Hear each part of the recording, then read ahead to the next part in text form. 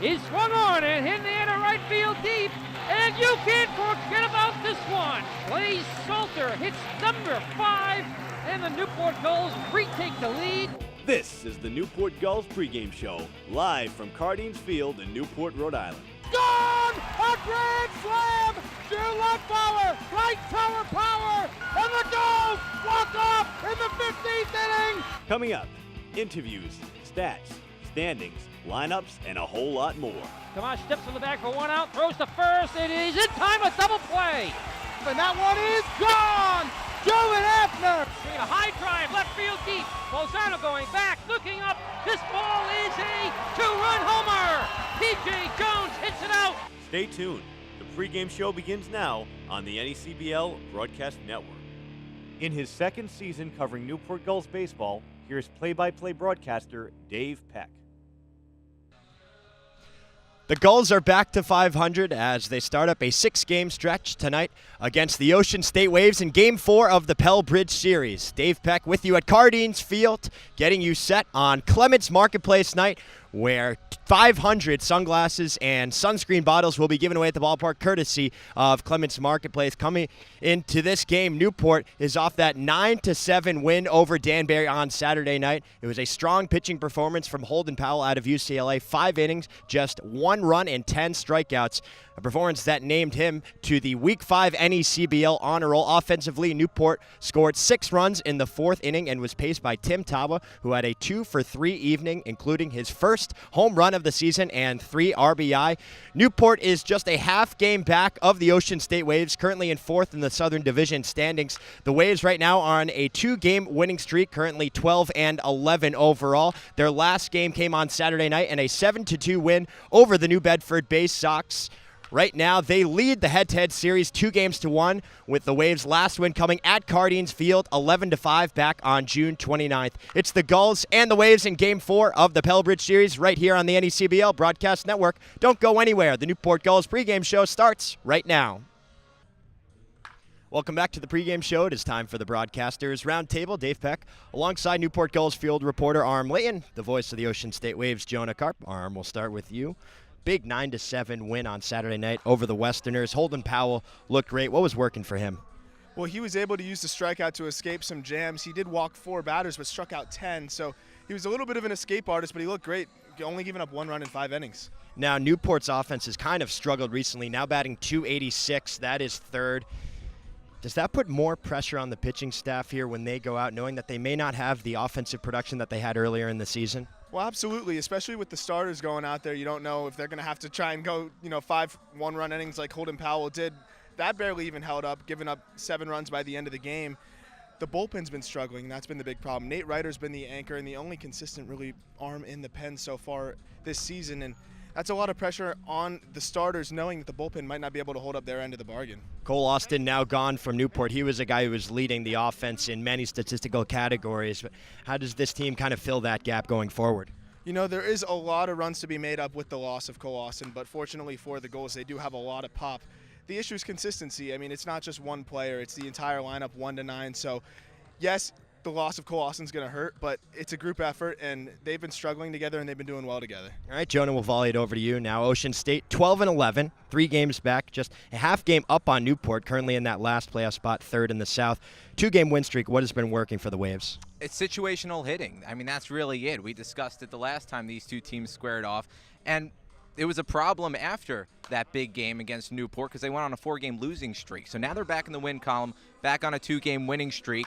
It's really because they're driving runners home. They've been getting their base hits. They took the lead, on top of Newport now in batting average this season. They're getting on base. It's just a matter of driving them home. That's what's been the key. Offensively, who's a guy that stood out to you? Garrett Hodges, Grant English, a couple of guys have been swinging the bat very well. They've been 1 and 1A for the Ocean State Waves this season. Garrett Hodges sat the last game against New Bedford. We expect him in the lineup tonight, but they're right there with each other in batting average. They're right there with each other in RBIs. They're the 2 most consistent hitters on this team. Now, Jesse Slinger, the righty, is pitching in today's game. Probable starter. What have you seen from him so far this year? I mean, he's been great. He has an ERA of an even 3 right now, making his 5th appearance of the season. And in a starting rotation that's been so depleted all season long, Ryan Stark is gone, Vito Morgesse's gone. And this is a guy who the Waves really need to step up, and he's been phenomenal for them. All right, it's Game 4 of the Pella Bridge Series. Ocean State leads it head-to-head 2-1. For Jonah Karp and Arm Layton, I'm Dave Peck. The Newport Gulls pregame show continues next, right here on the NECBL Broadcast Network.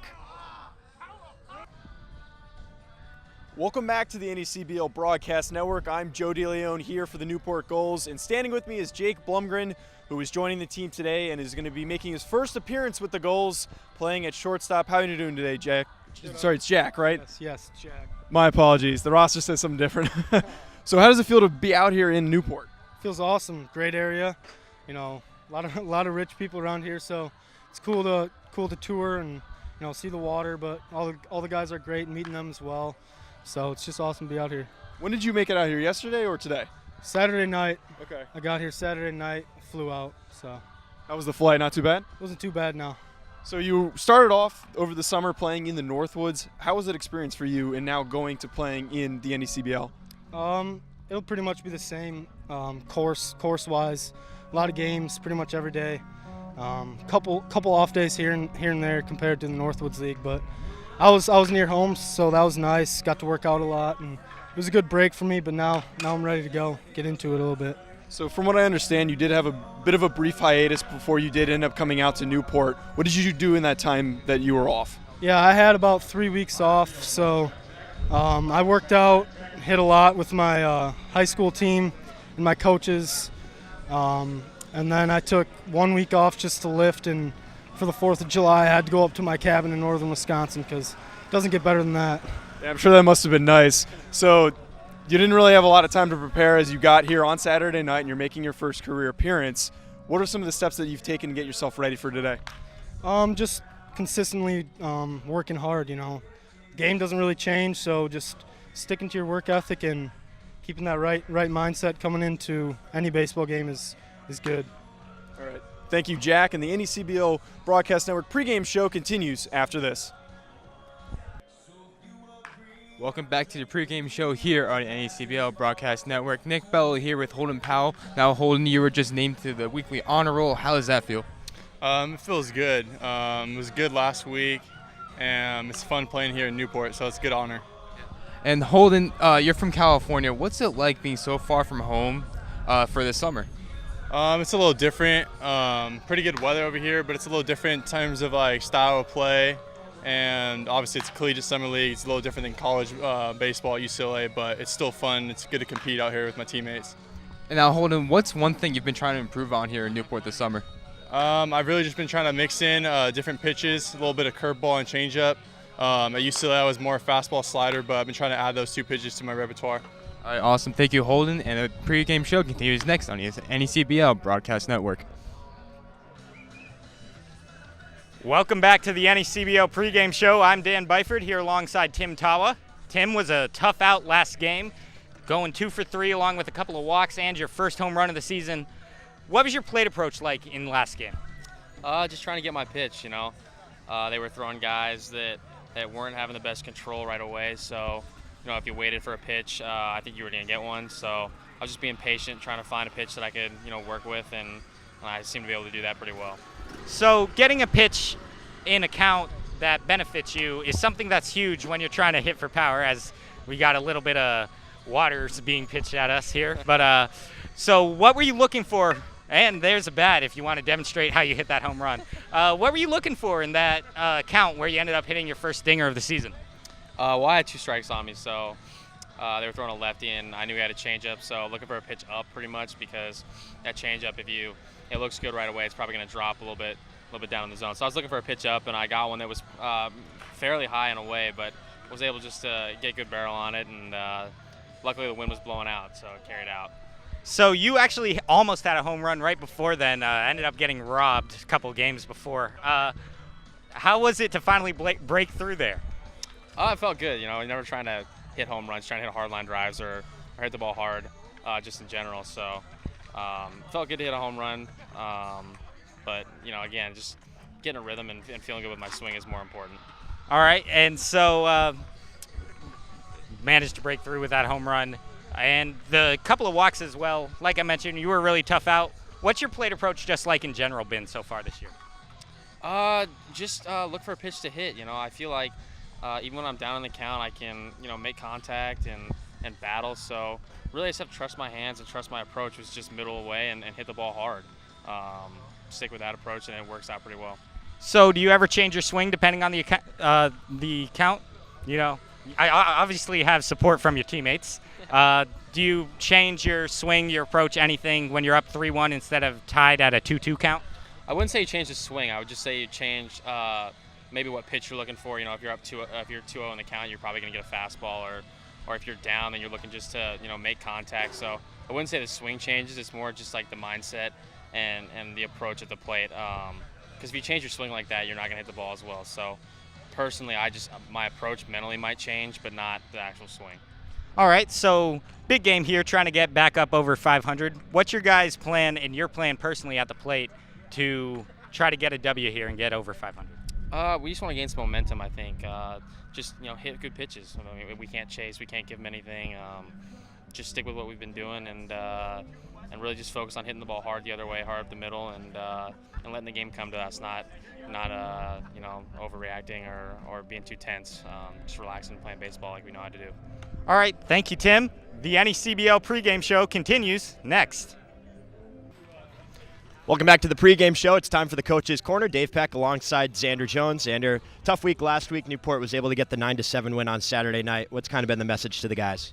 Well, the message is that we need to start playing the game now. Over the last few weeks, we've had an opportunity to see what guys can do, maybe figure out their roles within the team. When you come into summer ball, your roles from school are going to change. And so it's important that guys just figure out their place here. And so I think we've reached that point. We're comfortable now, and now we just need to go out and compete every day. It's July 9th. Newport is half a game back from the third spot in the Southern Division standings. Does the urgency change at all going forward? I don't think so. I think if you start telling guys, that we need to change our mentality and our approach too much, then they start pressing at the plate, they start pressing in the mound, and before you know it, they're going to blow up. And so I think keep going with the process in which we've had moving forward to date, and hopefully good things will come because we got a talented group of guys, and so hopefully we keep chipping away, the wins will come. All right, thanks, Coach. Good luck tonight. Xander Jones, the Waves and the Gulls are up next right here on the NECBL Broadcast Network. Once again, here's Dave Peck and the Newport Gulls broadcast team.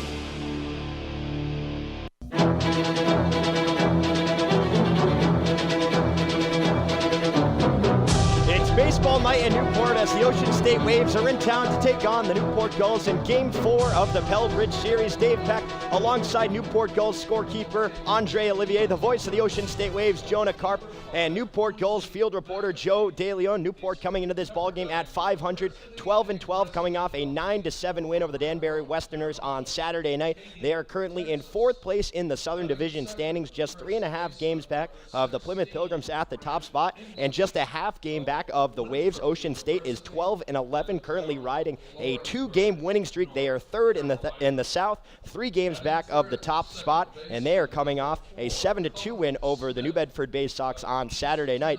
In Newport's 9-7 victory over Danbury, it was Holden Powell out of UCLA who threw a gem, 5 innings, just 1 run on 4 hits and 10 strikeouts. He was named to the Week 5 NECBL honor roll, and Nate Ryder picking up his league-leading 6th save, just a 1-2-3 inning in the 9th to shut the door on the Westerners. Offensively, it was a 6-run 4th inning for the Gulls, and Tim Tawa, a 2-for-3 evening, 3 RBI, and his first home run of the season. Welcome in Jonah Karp here of the Ocean State Waves. Jonah, 7-2, couple game win streak, trying to maybe get some momentum here for the last couple weeks of the season. Well, their last win was one of their best of the season as a whole. They managed 9 hits, scored 7 runs, and now they're building some momentum heading into the home stretch, really. I think you could say that right now because we're almost in the middle of July. Last 5 games for the Waves. Yeah. No home runs, though. Does that matter to them at this point, or they know who they are? Well, 3 of those 5 games they lost, They were on a 4-game losing streak before winning the next 2. So, yeah, it's a concern, but that's not really this team. That's not the identity of this team. They're not a power team. They like to play small ball. They get their hits. The issue has been driving runners home, which they've done very well over the last 2 games. They need to consistently do that. The issue, of course, between these two teams so far, it's been all about runners left on base. There were 15 left on for the Waves in Game 1. That went to Newport. Then 12 12 Newport runners left on base for the Gulls in Game 2. That one was won by the Waves 8-1. Joe, welcome you into the booth here, and it's been an up and down year. Very streaky, the Gulls early on. They were able to put together a few wins in a row, and it looked like we were going to have a very strong team. Now injuries, a couple guys going home, and they're sitting at 12-12. What has to change? Does any mindset thing have to change for the last couple of weeks here? Well, at the end of the day, they just need to be a little bit more consistent. One of their biggest issue has been their starting pitching. We have Eater on the mound today, who has only appeared in 1 game. Hopefully that is the kind of spark that you get from a guy that we haven't seen a ton from, but a fresh face might be what this team needs. It's Clements Marketplace night here at Cardines Field, where 500 sunglasses and sunscreen bottles will be given away at the ballpark, courtesy of Clements Marketplace. We'll have on-field festivities, starting lineups, and more when we come back right here on the NECBL Broadcast Network. You're tuned in to the Newport Gulls pregame show, now on the NECBL Broadcast Network. A reminder that this Fans shuffling into Cardines Field here on a beautiful Monday night for baseball. Game 4 of the Pell Bridge Series between the rival Ocean State Waves and your Newport Gulls. And we'll take a quick look around the NECBL scores and standings. For that, we'll send it over to Newport Gulls field reporter Joe DeLeon. Joe? Thanks, Dave. Sunday night we had 5 games occurred, one of which was actually a doubleheader at Joe Wolf Field, and North Adams managed to pull away with 2 big wins in which they scored 8 and 11 runs. The first game was only 6 innings, 8-1 victory, and then the second was a 7-inning game, 11-3. And as far as the other games around the league, we had the Plymouth Pilgrims shutting out the Upper Valley Nighthawks with a 5-0 victory. And then the Mystic Schooners, my apologies, 9-6 over the Winnipesaukee Muskrats. And then finally, the Vermont Mountaineers beat the Valley Blue Sox, the very hot Blue Sox, by a score of 5-4. Now, as far as games for today, we have the New Bedford Bay Sox facing off against the Winnipesaukee Muskrats. That game started at 6:05, and then 6:30, the Keene Swamp Bats will be taking on the Sanford Mainers, the Danbury Westerners at 6:30 also against the Plymouth Pilgrims. And then finally, at 6:35, the Vermont Mountaineers will see the Valley Blue Sox at Mackenzie Stadium. As far as look at the standings right now, the Valley Blue Sox still, like I said, they're hot, maintain a lead in the Northern Division of a record of 17-6. Right behind them is the Sanford Mainers with a record of 13-10, followed by the Keene Swamp Bats with 14-12. At the very bottom of the division, who has sat there pretty consistently, is the Winnipesaukee Muskrats with a record of 6-19. The Plymouth Pilgrims are currently in the lead of the Southern Division, which has been shifting back and forth between multiple teams, some of which have been the Schooners, who have a 16-11 record, which is on par with the same amount of losses as the Ocean State Waves, who have only played and won 12 games. The Newport Gulls sit right behind the Ocean State Waves, which makes this game a very important one with a record of 12-12. And then finally, at the bottom of the Southern Division is the Danbury Westerners with a record of 11-15. Back to you, Dave. Thank you, Joe. Very tight Southern Division, as we have talked about basically the entire season. And Plymouth has held the top spot for a week or two now. They've been pretty consistent up there, but they don't have much margin. Just 1 game on the Mystic Schooners. It's been tight. Which is very surprising. The Schooners right now are really surging. They were on a 4-game win streak, back in the win column on a 1-game win streak, if you can call that a streak. Danbury, though, has begun to fall off. They were as close as a week ago, about 2.5, 3 games out of first place. Now they're down to 5.5 games out. And this is around the time where you start to see that separation. It's still very close, still anyone's ball game in the Southern Division, though. Really, the Valley Blue Sox in the north, the only team in the NECBL that has really been able to get a stranglehold. They're 17-6, 4 games up of the Sanford Mainers up there in the Northern Division. So they are doing things right up there. It's going to be all down to the wire here in the south. Again, Newport Gulls taking on the Ocean State Waves for the 4th time this season. And head-to-head this year, Ocean State owns the series 2-1. Newport did win game 1 5-1 back on June 9th. They were defeated in a 7-inning game 8-1 at Old Mountain Field in that bizarre fog-out game that we had a few weeks ago, and then game 3 11-5 here at Cardines Field. But Jonah, it was a game that was 6-5 into the top of the 9th inning. Nate Ryder comes in, and then all of a sudden, Ocean State is able to put together 5 runs, including a home run from Garrett Hodges off a Nate Ryder who hadn't given up a run up to that point. Well, it was a 5-1 ball game in the 3rd inning, and Ocean State just managed 10 unanswered runs, which was a little bit unprecedented compared to the rest of the season previous to that game. Ocean State was really struggling, minus I think you could say the first week when they got into a hole, when they dug themselves a hole, really climbing back out of it. And in that game against Newport they did, and a big 9th inning really solidified that. And that was very surprising considering Ryder's ability to shut down opposing batters late in games. He leads the NECBL with 6 saves this year. Holden Powell got the start in that game, 3 1/3, 8 hits, 4 runs, couple of walks, and 5 strikeouts. It was Gavin Sullivan who wore the loss, just 2/3 of an inning, 1 hit, 2 runs, 2 walks, and 0 strikeouts. And the winning pitcher was Stephen Thetke, 3 innings, 0 hits, no runs, 4 walks, but 4 strikeouts. And then Joe Kelly came in, and he looked sharp. And I was talking to a couple of the Newport hitters. They were very impressed with what Joe Kelly was putting out there. Not the Joe Kelly from the Boston Red Sox. Certainly not. He did look like that the other night. We're going to send it down to the field here for first pitch. That one was just thrown by Nick Lima, the broadcaster emeritus, and we will have him in the booth later on in the ball game. And here is our producer, Tom Leah, Nick's brother. 11 years, and he's now the Newport Gulls Director of Broadcast Operations. There you go, Tom.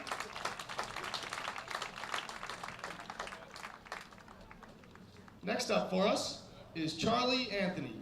He's the son of Clements Marketplace General Manager Tracy Anthony. He currently works as the Customer Service Manager at Clements Portsmouth location and has been working in the family business for the last 11 years. Save the best for last.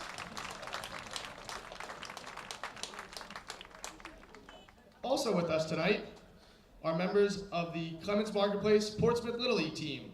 Number 9, Lachlan Bronson, and number 10, Mason Smith.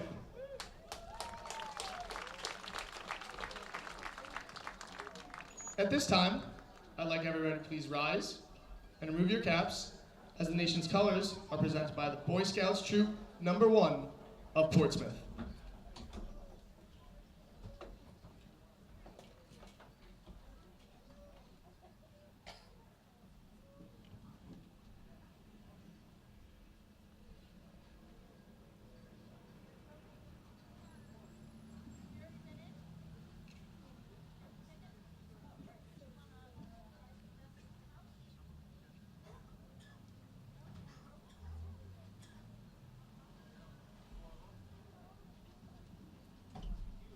Here with us tonight to perform the national anthem is Clements Marketplace good friend, Sharon Holmes.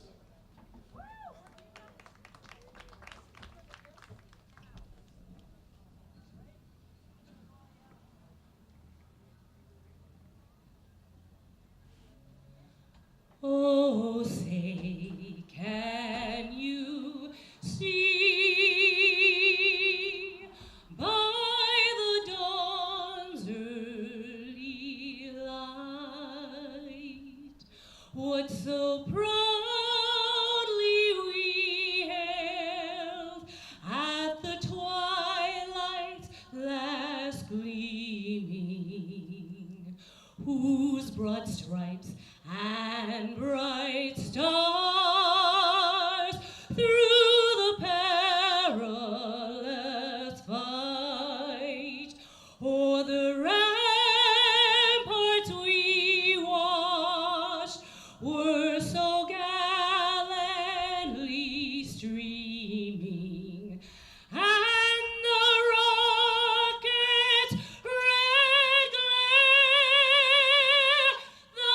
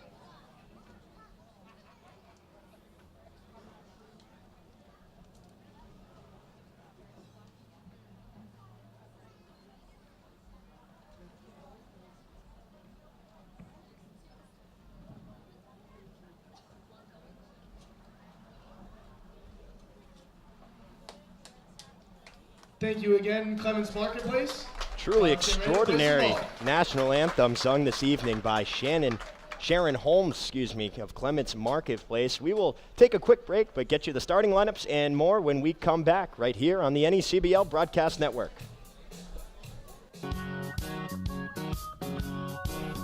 As we welcome you back to the ballpark here, Dave Peck alongside the voice of the Ocean State Waves, Jonah Karp. Newport has taken the field here as the home team, and we'll get you the starting lineup for the visiting Waves. Leading things off tonight for the Waves, Quincy McAfee back at shortstop after LT Struble took over his duties in the last game against New Bedford. Grant English right behind him back at first base. Colin Smith back in the 3-hole. He's playing second base. Ryan Ward cleaning things up. He's out in center field. Casey Dana batting fifth. He's over at the hot corner, third base. Garrett Hodges behind him. He's the designated hitter. Dylan Resk out in left field tonight. He's batting seventh. Sonny Uliana playing behind the dish. And Liam MacArthur wrapping up the batting order. He's out in right field tonight. Thank you, Jonah, and they will face off against Jake Eder, the rising sophomore from Vanderbilt University, 6'5", 225 lefty. 0-0 record so far. He's just started one game, but he was sharp in that June 30th matchup against the Mystic Schooners. 5 innings, just 2 hits, 2 walks, and 8 strikeouts. He picked up the no decision in that 2-0 loss. It was Kumar Nambiar who went just one more and had a couple of runs to help him out. We'll get you the starting lineup here for the Newport Gulls now, the home team in today's ball game. And a couple of changes here, a couple of new faces for the Gulls. It'll be Tim Towell leading off in center field from Stanford. The first baseman is Logan Harvey out of Wake Forest. He bats second. Batting third is Cody Hosey, the designated hitter from Tulane. The right fielder is Stevie Mangrum, batting fourth from Virginia Tech. Dylan Plew out of Washington State. He's in left, bats fifth. Jason Gonzalez, the third baseman from Vanderbilt, bats sixth. Behind him is Jack Blumgren, the shortstop out of Michigan in his first game with the Gulls. Eighth is John Mazza, the catcher from Northeastern. And rounding out the lineup will be the second baseman from Fairfield University, Jack Gethings. And they will face off against Jesse Slinger. We'll get you his stats and more. In the bottom of the frame, Mike Coombs is not in attendance once more, still serving that 3-game suspension. This would be game 3, so it is Greg Grawl right now talking things over with the umpires for today's ball game. Home plate is James Dion. First base is Dave Bailey. And Brian Oberholzer is the umpire down the third baseline. The weather here in beautiful Newport, Rhode Island, 73 degrees, 0% chance of precipitation, 71% humidity, but it's really cooled off compared to late last week, and 13-mile-per-hour winds coming from the southwest right off the shore. As you can see there, the flag waving behind, not a cloud in the sky. Newport has taken the field. They're wearing their all-white home uniforms, Gulls written in blue across the chest with the number underneath.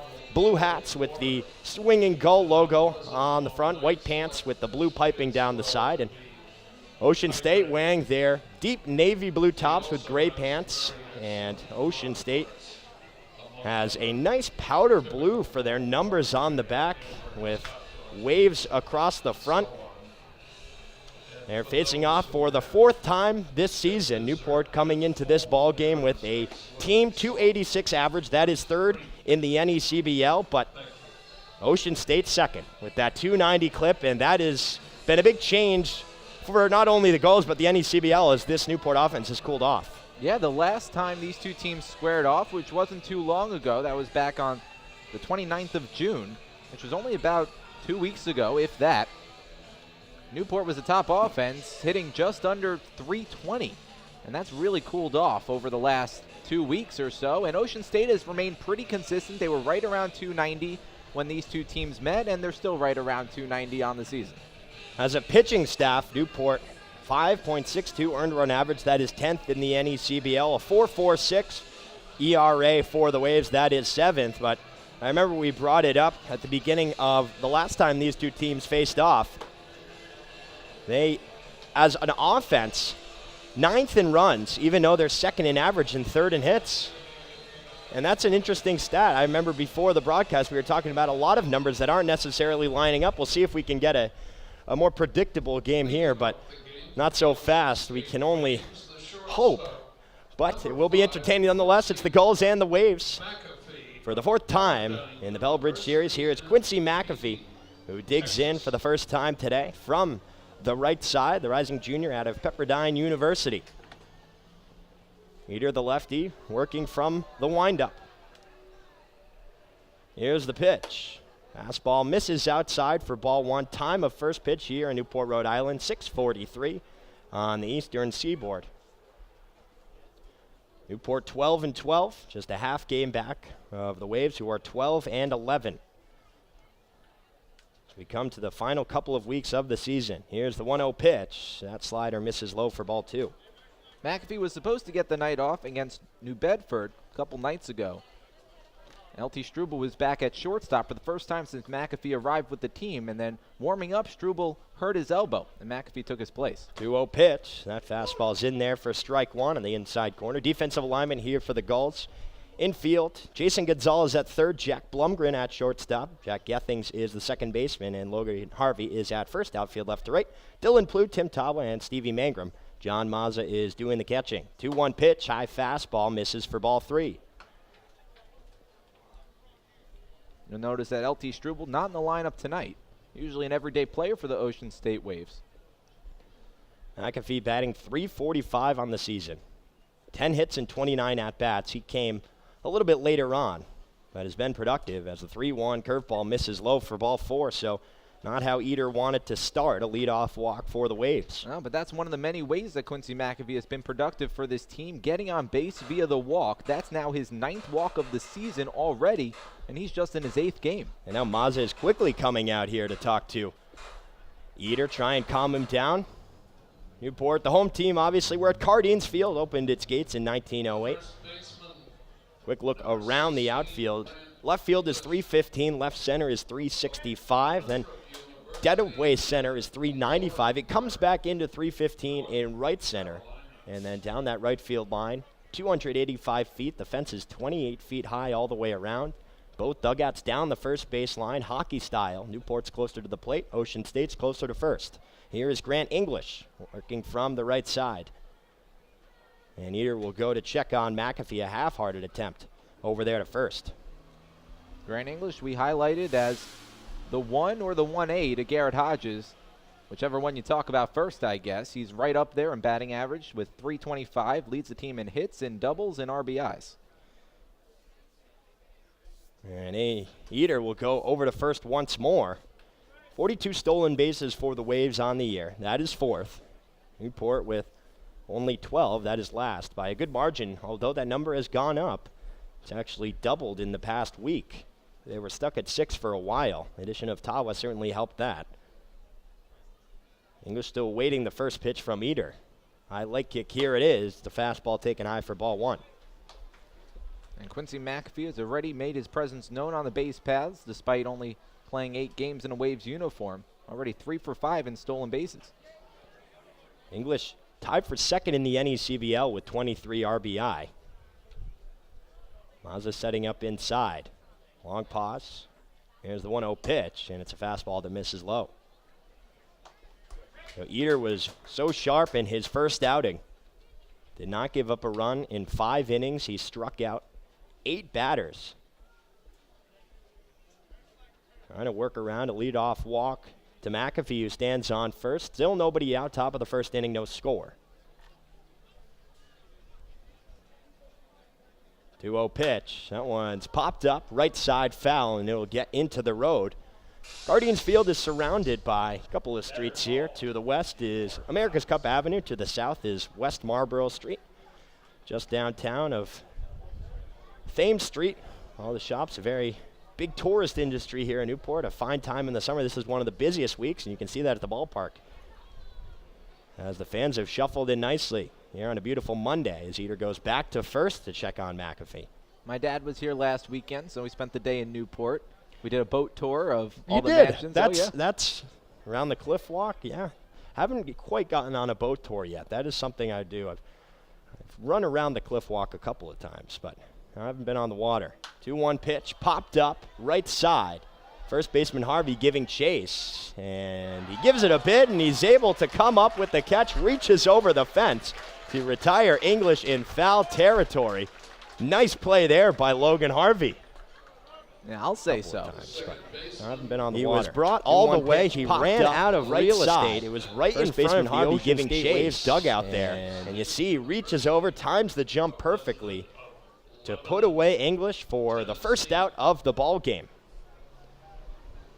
Harvey, generally a catcher when he's at Wake Forest. He's played a lot of first base for the Waves this season, and he has looked good over there. Eder steps soft. McAfee does not even move. He just stays there with his 3.5-step lead off of first. Harvey holding him on. Here is Cullen Smith. And Eder will go back to first. This time, McAfee has to dive back. Much to his chagrin, I assume, because it seems like he was trying to stare him down a little bit there. Just didn't flinch. Smith, the rising junior out of East Tennessee State. Lefty-lefty matchup here. First pitch, chopped foul down the first base line for strike one. And Colton Smith asked for time before that pitch. Wasn't granted. Now talking to the home plate umpire. Head-to-head, the Waves batting .369 against the Gulls. 41 hits, 20 runs, 6 doubles, 2 home runs, and 19 RBI. Our OBP is .918. Here's the 0-1. McAfee is off, and there will be no throw from Mazza. He got a great jump, and he's in there with a stolen base. Well, that's what Quincy McAfee provides you at the top of this batting order. A lot of speed and the ability to get on base. Not exactly what you want in a leadoff hit. And that is his 4th stolen base of the season. Getting into scoring position here. Still no score. Top of the first. 1 down. 1 ball and 1 strike to Cullen Smith. Eder taking his time. Takes a long look into Mazza. And now Smith wants timeout.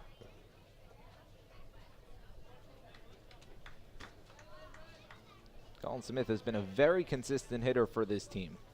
I'd say even more so than Grant English or Garrett Hodges because they've fluctuated at times. Smith over the last 5 games batting .333.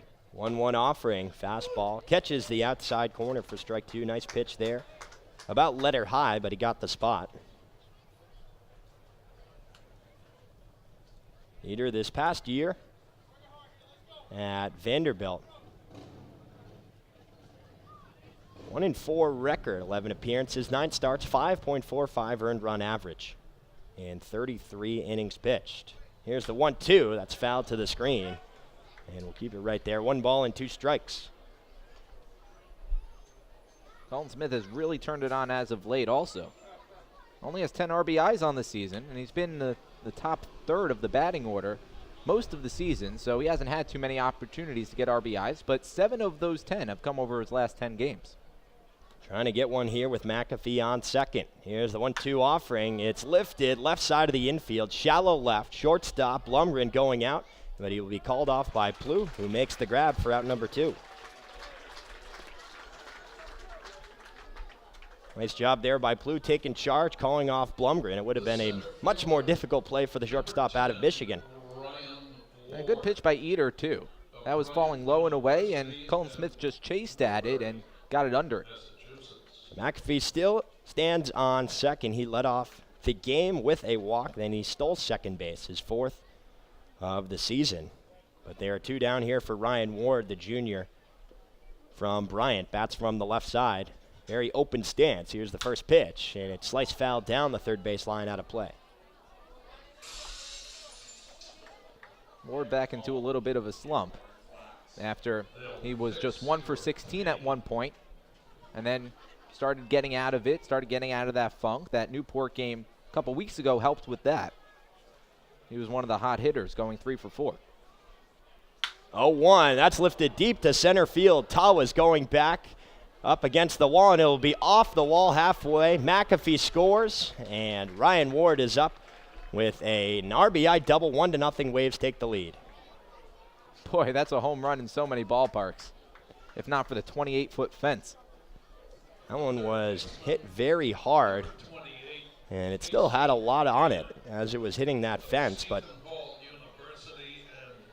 trying to keep a lot of balls in here at Cardines. The field dimensions are wacky, especially out there in center field.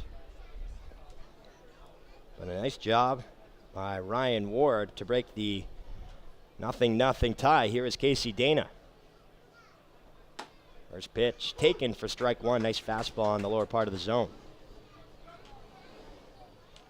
That is the first run that Eder has allowed. He's only pitched one game, but he was sharp in that one. Ina batting in the 5-hole here. Third baseman from Seton Hall.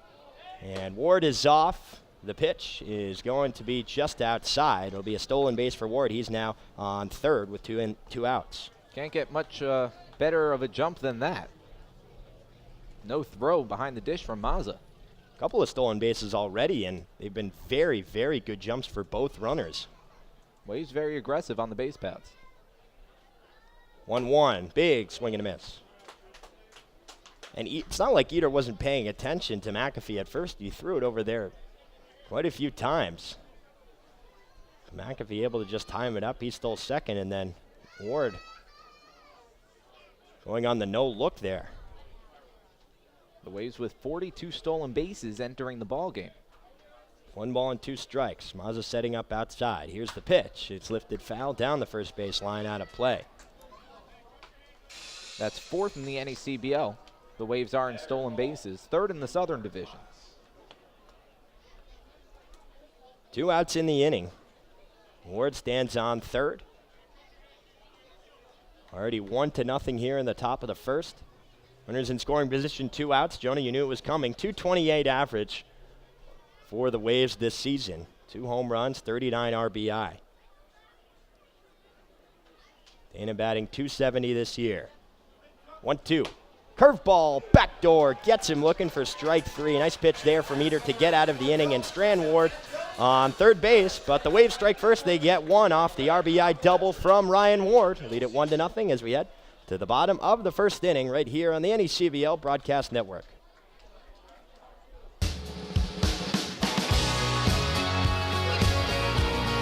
One to nothing your score here as the Gulls are due up for the first time, and they will face off against Jesse Slinger, a rising senior righty out of Lock Haven University.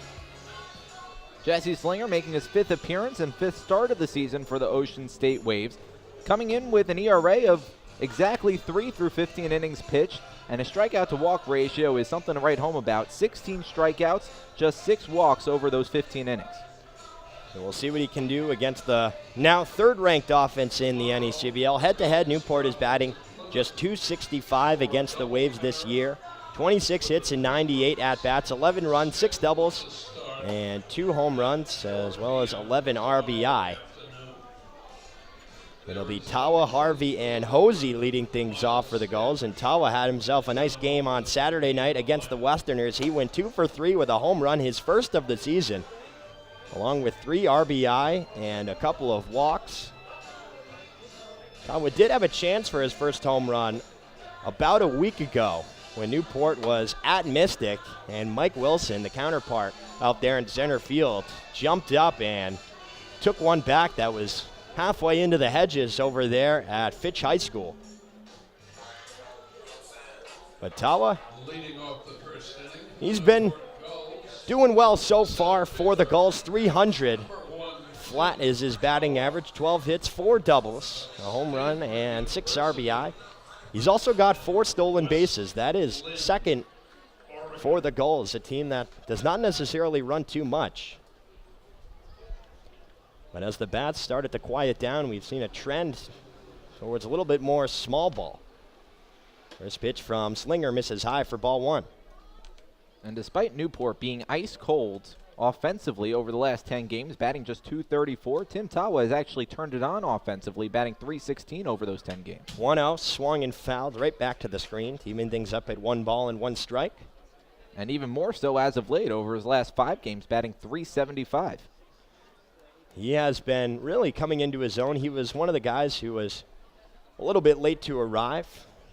The 1-1 curveball is waved and missed. Off balancing there from Tawa. Now 1 ball and 2 strikes. And, you see that a lot. A lot of guys coming in from their college teams who make the NCAA tournament. It takes a little bit adjusting. It's really a timing thing. You take even a week off, and it's hard to time up a fastball. That one misses high for ball 2. And really be able to recognize the spin on a curveball. It's just such a sport about feel and rhythm. And Tawa has found that as of late. The 2-2. Fastball misses high. Now a full count here to the Stanford rising sophomore. Big football guy as well in high school, but he said he wanted to go to Stanford because of the academic prowess as he hits a one-hopper towards McAfee at short. Nice job there by him to scoop it up and put away Tawa for out number 1. Boy, that was a scorcher. That could have eaten up McAfee had it not bounced about 2 feet in front of him. Yeah, good reaction time. He had to kind of go back a little bit, but was able to glove it on the forehand and put away a Tim Tawa, who's pretty speedy down the first baseline, but it was hit hard enough that McAfee could set his feet. One down, here's Logan Harvey. That's from the right side, takes the first pitch fastball on the outside corner. Jesse Slinger is a guy who has a lot in his arsenal. Has about 3 or 4 pitches that he mixes up. Only throws about 87 to 88. 0-1 pitch. This one hit on the ground up the middle, and that will get into center field. One out single there for Logan Harvey. And that is his 15th hit of the season. First base runner of the ball game for Newport. Well, because he's one of those Waves pitchers that doesn't really touch 90 miles per hour on the gun. A big part of his game is locating pitches, really living on the inside corner, on the outside corner. When he throws one right down the middle, like he did right there, he's going to get eaten alive. So here is Cody Hosey. Hosey, one of the best hitters on this Newport team. That's from the right side, swings over a first pitch breaking ball for strike 1. Hosey first on the team and tied for 5th in the NECBL with 20 runs. He also leads the team with 28 hits and first for the Gulls with 13 walks. 0-1, fastball just a little outside, 1 ball and 1 strike. So far in the year, Hosey's batting .333. He also has 6 doubles and 5 home runs. The ball just jumps off his barrel. Quick check on Harvey by Slinger. He's able to scamper back. 1-0 here, bottom of the first inning, Ocean State on top. The RBI double by Ryan Ward plated McAfee, who led off the game with a walk. 1-1. Nice curveball there taken for strike 2. Just caught the outside corner. I have to say, wherever the Waves go, I always hear that the Waves have amazing uniforms. They have some of the best uniforms in the league. I happen to really like the Newport uniforms. Newport's a very traditional look. All whites. That one misses low for ball 2. All whites, Gulls across, and, not much nonsense there. When they go away, they have the white pants and the black tops. I don't know if any team in the NECBL changes their hats. I haven't really seen it much. 2-2 fastball misses away. Now a full count to Hosey. Do the Gulls change their hats? They do not. They do not change their hats. Newport actually got new hats a couple of years ago. They used to have a black top with a blue rim. Since changed to the all blue. 3-2 pitch. Fastball taken for strike 3. And Hosey knew it. He goes down looking for out number 2. Hosey looking for the local and got the express. Just completely froze up on the fastball. That was a nice pitch there from Slinger, his first strikeout of the ball game. That'll bring up Stevie Mangrum. Mangrum, since coming here, had a little bit of a slow start, only in his first couple of games, but he has been hitting the ball very well. .333 average, 22 hits, 4 doubles, and 6 home runs as he chops the first pitch foul down the third base line for strike 1. He's also got 17 RBI, as did Hosey. 12 of those 17 over his last 10 games. Mangrum out of Virginia Tech, rising senior. He was drafted by the Red Sox in 2015. 0-1 fastball misses high. And he's played a very good right field as well, showing off the arm, but also, showing off his geometry out there, being able to play the angles, especially off the tough warehouse down the right field line at Cardines. 1-1 curveball misses well outside and in the dirt. Nice stop there by Uliana. But the count will move to 2 balls and 1 strike. You ever talk to Stevie Mangrum about getting drafted by the Red Sox? We did. We did talk to him a little bit, but, a lot of these guys, in 2015, it was a little bit later on in the draft, and a lot of them want to go to school, develop a little bit as a person and a ball player, as he swings through that fastball for strike 2. But, obviously it's very exciting. Hosey, also another guy, he was actually drafted about 45 minutes before the home opener here this season for Newport by the Royals. 2-2 pitch, lazy pop fly, shallow center field. Ward coming in on it, and he's got to slam on the rakes, but he's able to make the grab for out number 3. So Harvey gets on with the single, but he is stranded on first. No runs for the Gulls. Still 1-0. Ocean State on top as we head to the top of the second inning right here on the NECBL Broadcast Network. As we get to the top of the second inning, we are graced with the presence of Newport Gulls broadcaster emeritus Nick Lima. Nick, the stories speak for themselves, and when you came into the ballpark, the aura was all around Cardines, your home. You and Tom's really 100% responsible for setting up the broadcast crew here. So much a part of Newport Gulls baseball from, 2004 to 2016-ish? So thereabouts. Welcome back. It's an honor, truly, to have you in the booth here. Oh, it's good to be here. Great to be back here at historic Cardines Field and joining you guys here in the booth at the Lima Brothers. And as I understand it, only one of these tables was originally here, and we had to build one. 0 were originally here. We had a folding table stacked on top of encyclopedias, just precariously balanced, and it was knocked down a few times. And we finally convinced management to build one table, and then a couple years later, the second came along.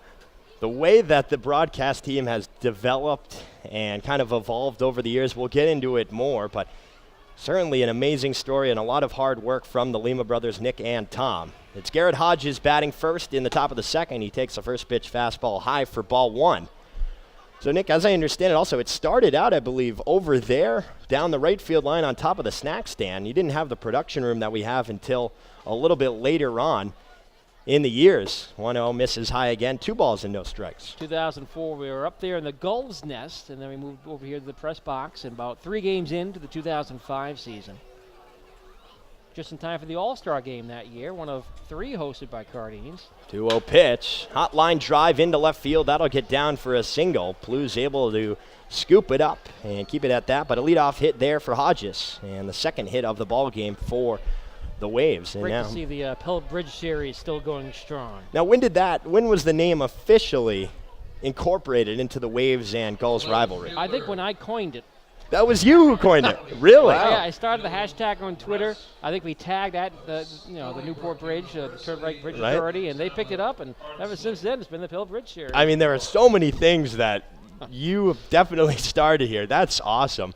Here's Dylan Resk batting from the right side. First pitch from Eder is a breaking ball that catches the outside corner for strike 1. It was just natural because you have the Subway Series. Right. And it just felt, you have to cross the bridge to get there, and let's call it the Pell Bridge Series. And it's still going. I think there's a sponsorship now, actually, by the Rhode Island Transportation Authorities or whatnot. On 1 pitch, misses low in the dirt. Now 1 ball and 1 strike here to Resk, the rising senior from Stony Brook University. Your memory is something that people always talk to me about. You remember situations from the 2006 series with the Vermont Mountaineers, middle of July, some random thing, you know it. Hodges is off. The throw down to second from Mazza is not going to be in time. 3rd stolen base of the ball game for the Waves. Still nobody out in the inning. The things I've seen in this ballpark, the walk-off grand slam, the things I've called in the ballpark, never just what I've seen. Unassisted triple play here in the championship series in 2005, a 19 strikeout game, July 4th. The dates. It's you incredible. Still know the dates. That's who would forget? 4th of July. That's fair. That's fair.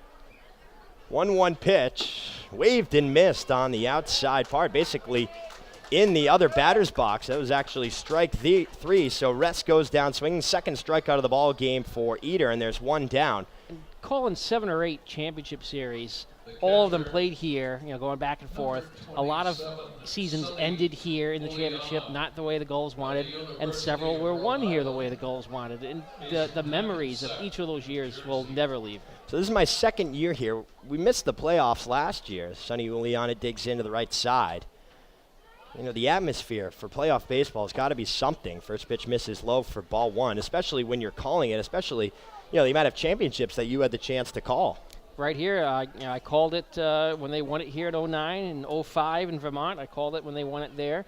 I called it when they won in Sanford in 14 and in 12 when they won it in Danbury. Very special. anybody who's been listening consistently, a lot of the ads, a lot of the station IDs, that is the voice of Nick Lima. The entire 4-minute highlight reel at the beginning, that is Nick Lima. The highlight reels from through the years, a lot of nice clips from Coombs as the 1-0 is swung on and missed for One strike pitch, one. 1 out, 1 inning at a time. That's my favorite Coombs line. And Shannon, one of our producers downstairs, she always says, you got to get Coombs to say 1 pitch, 1 out, 1 time. Nick always used to do it, and he's been suspended for the past 3 games, which you also had a good amount of I might go experience visit him later doing. tonight. Hodges is off. No throw from Mazza. Another stolen base. The pitch was high, so it's 2 balls and 1 strike to Uliana. But the Waves are just running all over Eder right now. Nick, I have a question for you. So you come back to Cardines Field, and you're serenaded by cheers and applause, and what is hero's it? welcome. What is it like for you to be now elevated to celebrity status here at Cardines Field? Well, here's the thing. I think I was a celebrity back in 2004 because don't forget I was here every home game. 2-1 pitch. That one fouled to the backstop, 2-2. Walking around in a full suit, tie, and fedora, and right from the beginning, people loved it. And I was asked to march in the parades in the summer in Newport. I'd be marching down Thames Street, that we waving. It was great. I mean, to be kids coming up asking for autographs after the game. Did you always wear that? I never missed a home game the entire time I was broadcast. That's why I wore it tonight. I don't wear it much anymore. 2-2 pitch, hit off the end of the bat. Roller towards Gethings at second, scoops it to first for out number 2, but Hodges scores. It's 2-0. Ocean State on top. Was it the same fedora with every suit that you wore? The same brown fedora, which is now stained and faded and in rough shape. It's a wool felt fedora. Is there a special place for it? It stays in the top shelf of the closet. But one day Where maybe it's it'll safe. be in the Gulls Hall of Fame or something. I don't know. I've got a couple more at home. I got to wait one. I never wore them here, though. Here's Liam MacArthur. First pitch fastball in there for strike 1. I saw you wearing it. Do we have it somewhere around here? It's down in the control room. Okay. I used to keep it up on the table as a prop in the middle of the game, right next to Gully. I had a little plush Gully. Oh, kind of like a Wally like Jerry Remy has. I never had a chair for him to sit in, though. The poor guy. Yeah, he would just, is he propped up maybe against one of the lights? Well, we had a branch mate. He perched on his branch. Okay. Creative. I might still have him at home. We'll bring him down. That would be good. Bring back an old artifact as the 0-2 is waved and missed. MacArthur Chase is on the high heat, but Ocean State is able to get one more off the RBI from Sonny Uliana. 2-0 as we head to the bottom of the second inning right here on the NECBL Broadcast Network.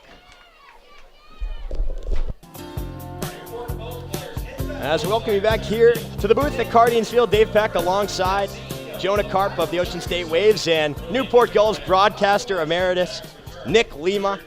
And the early years, Nick, starting off here, there was really nothing as far as broadcast for the Gulls. And, what was it like? And go up to Chuck and kind of have an idea, pitch it to him, and accept it with open arms? That's exactly what happened. 2004, in April of 2004. As a matter of fact, I can probably tell you the date. I think it was April 24th, 2004. I went into his office and said, hey, I'm the advisor. And I was 19 years old at the time. I'm the advisor for a high school TV club in Tiverton, Rhode Island called the Tigers TV Crew.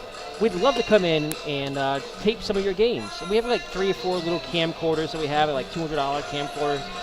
Can we come and do that? And he had nobody here doing that. He said, sure, why not? Come on down. He just took a gamble. Wow. And we did about half the home games that summer.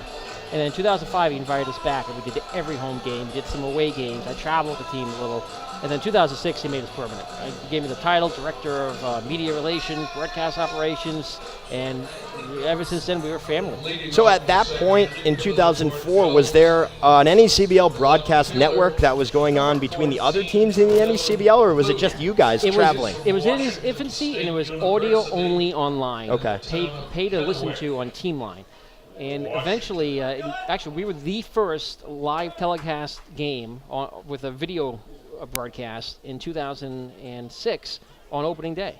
First pitch to Plu, misses outside for ball 1. It'll be Plu, Gonzalez, and Blumgren here due up in the bottom of the second. An interesting note about that 2006 home opener, it was a walk-off win in 10 innings for the Gulls on a home run to right, back when the fences were about 6 feet shorter. 1-0, breaking ball misses low, 2-0. And the ending of the game, the last 5 minutes of the post-game interview with the player of the game, I think it was your eyes, Scott Brown, hitting the home run. We submitted for an award. It won the Public Access Award for the best sports program in the state that year. Really? 2-0 fastballs in there for strike one. So by that time, 06, it had gained enough traction for a lot of people to recognize not only the fedora, but the voice behind all the broadcasts as well. And I always said, sure, I'm the voice on the air, but the real person that makes it work is Tommy and Shannon downstairs and all the work that they do to set it up and make sure it's happening. 2-1 breaking ball, waved and missed for Dylan Plew. Now 2 balls and 2 strikes. Absolutely right. Say it all the time. We get emails from this and that, but really without the production crew and all the volunteers, it's a team effort, and they make the guys up here look good or look not terrible as the 2-2 is sliced down the left field line. That will get out of play. And some little things have changed here at Cardines over the years. Like I said, the fences went up a few feet. I think it's about 27 feet high all the way around. They used to be about 20 feet high. 2007, they were raised by the city. But so much other things have not changed. It's still a classic, quaint old Cardines field with the hockey-style side-by-side dugouts and that old scoreboard out there, and not Mudville Pub anymore, but 1908, wherever it's called now. And it's just got so much charm to it. It was an honor to be here for the time that I was here. Now, how much a part of, was the Mudville thing, was that a big part of, the team? Not necessarily the bar, but the restaurant, as that one is lifted. Left side of the infield. Dana, not a lot of room, but he's going to have a play on, and he's able to reach up and make the catch for out number one. Was that part of the atmosphere? You get excited fans in the nest or whatever it's called out there, and that really adds to it a lot. I'll tell you what team I was part of. It was part of the broadcast team, because that's where we'd go after the game. We'd be over there, the coaches, the grounds crew, some of the player families are in town. They'd be over there after the games, and they'd be there till 11 o'clock, midnight, usually on a Friday night. It was a lot of fun. It was a social spot, really, for everybody. That's really cool. Here's Jason Gonzalez for the first time, rising sophomore out of Vanderbilt. Batting from the right side. This pitch from Slinger is breaking ball that misses low. So was there a favorite call, a favorite year, a favorite team, player? We'll start with call. One that you remember and look back on. Well, just listen to that highlight clip. I put them all in there. The triple play, maybe a walk-off home run. Fastball spotted up on the outside corner for strike one. My favorite thing just about this job is sitting right here in this broadcast booth calling games on these beautiful, picture-perfect summer evenings, night and night again, with 2,000 fans and everything going on. 1-1 breaking ball lifted right side. English giving chase towards the fence, but that will get out of play. Now 1 ball and 2 strikes here to Gonzalez. The thrill of calling a home run here, you can't even see the ball the way the press box is built, but judging by the fans' reaction, you could always watch the umpire signal. Right. Just the experience. That's the number one thing. But the number two thing was getting to travel with the team on the bus around New England, going to 20 other ballparks over the course of the time that I was here, and getting to see Goodall Park and Sanford and Recreation Field and Montpelier and Old Mountain Field and Wakefield, and seeing these ballparks that aren't in the league anymore, like Pittsfield and some others that are classics like Frazier Field and Lynn. I mean, that was really an experience. 2-2 pitch, waved and missed for strike 3. That is the second strikeout of the ballgame for Slinger, and there are 2 outs here in the bottom of the second inning. And the bus rides. You can't always tell the stories, but, such a part of the NECBL. That's where the teams really get to know each other, because they're coming in for a quick 2 months, and the stories that you hear not only from them, but the coaching staff. You were somebody, and Mike Coombs, exactly. That's where I was going with it. So you had such a fun relationship with Mike Coombs, the interviews over the years and talking to him, the things he would try to say. Have you seen him all since you've been back? I had the honor of being invited to his wedding a few weeks ago here in Newport. First pitch to Jack Blumgren is lined into left field. That will get down for a hit. Rest fields it on the one hop, but it is a single for Blumgren, his first hit as a Newport Gull, extending this bottom of the second inning. He is not in attendance. That is an honor that you got to call a lot back in the day. Once or twice a year. It's fun, it's you got to build it up a little bit. He has a lot of personality. What was your approach from a broadcast standpoint whenever he would get heated with the umpires? Would you have to kind of... It was always, don't go to commercial, don't take your eye off of him, because it's a good chance it could happen right now. You don't want to miss it. Yeah, you can't, because those are the highlights that stick around.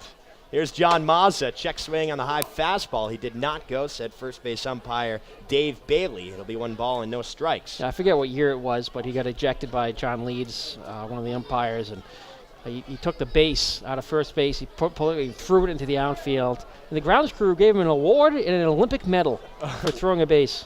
It might have been 2012. 1-0 popped up foul down the third baseline. That'll get into the grandstands and out of play for strike 1. They gave him a framed plaque, base throwing competition, Mike Coombs, first place, and a little gold medal. And he probably wore the medal when he went out to exchange lineup cards the next game. And there's all the stories about Mike Coombs when he showed up, not as Mike Coombs, to practice when there was the Kenny Powers. When the Gulls were sliding, and they went on to have a great rest of the year, as that one misses high for ball 2. I believe, was that the year they won it? It was. 2014, of course, was a sensational year.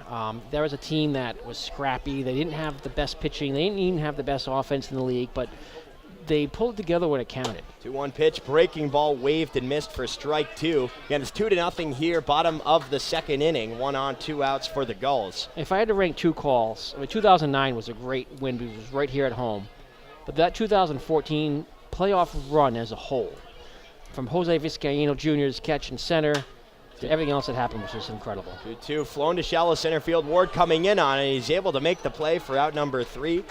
So besides the single from Blumgren, really nothing going offensively for the Gulls. Still trail 2-0. And Nick, thank you so much. It's an honor to have you here, and you really set the precedent. You set the bar so high for every broadcaster that comes in after you to kind of maintain the level that has, been set by you out of precedent. And really very special to talk to you and hear the stories. And, I'd love to talk to you more off the air, on the air, anytime you're in Newport, just to kind of pick your brain a little bit, because it is something. Thank you very much. And thank you both very much as well for continuing to do what you do here, raise the bar in summer collegiate baseball, and give us some of the best broadcasts in all of summer college baseball in America. Again, Nick Lima, the Newport Gulls broadcaster emeritus, with us here on a beautiful Monday night at Cardines Field. We'll take a quick break and come back for the top of the third inning right here on the NECBL Broadcast Network.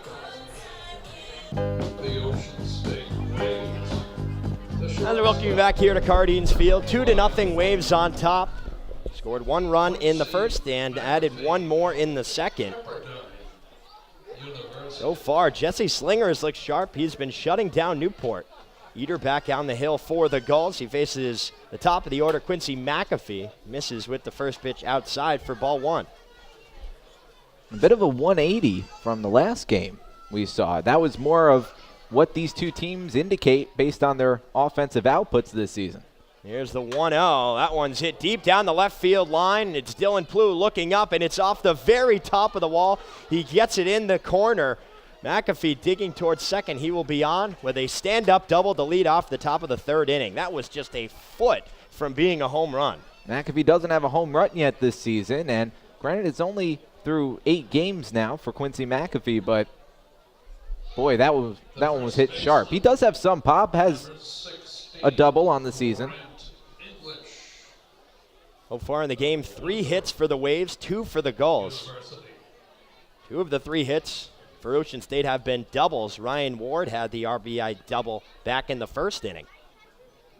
And Hodges had the leadoff single in the second. He came around to score, so been efficient hitting as well. That's a big thing we talk about with Ocean State all the time. Being able to drive in runners and take advantage of the base hits that they have. They're third in the NECBL with 240. Here's Grant English. Popped out to Harvey in foul territory down the first base line his first time up. It was a nice play by Harvey. Reaching over and pulling it back.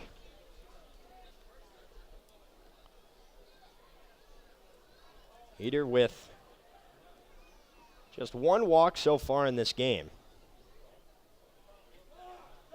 Well, we've seen an aggressive approach from the Waves, and timeout is called again.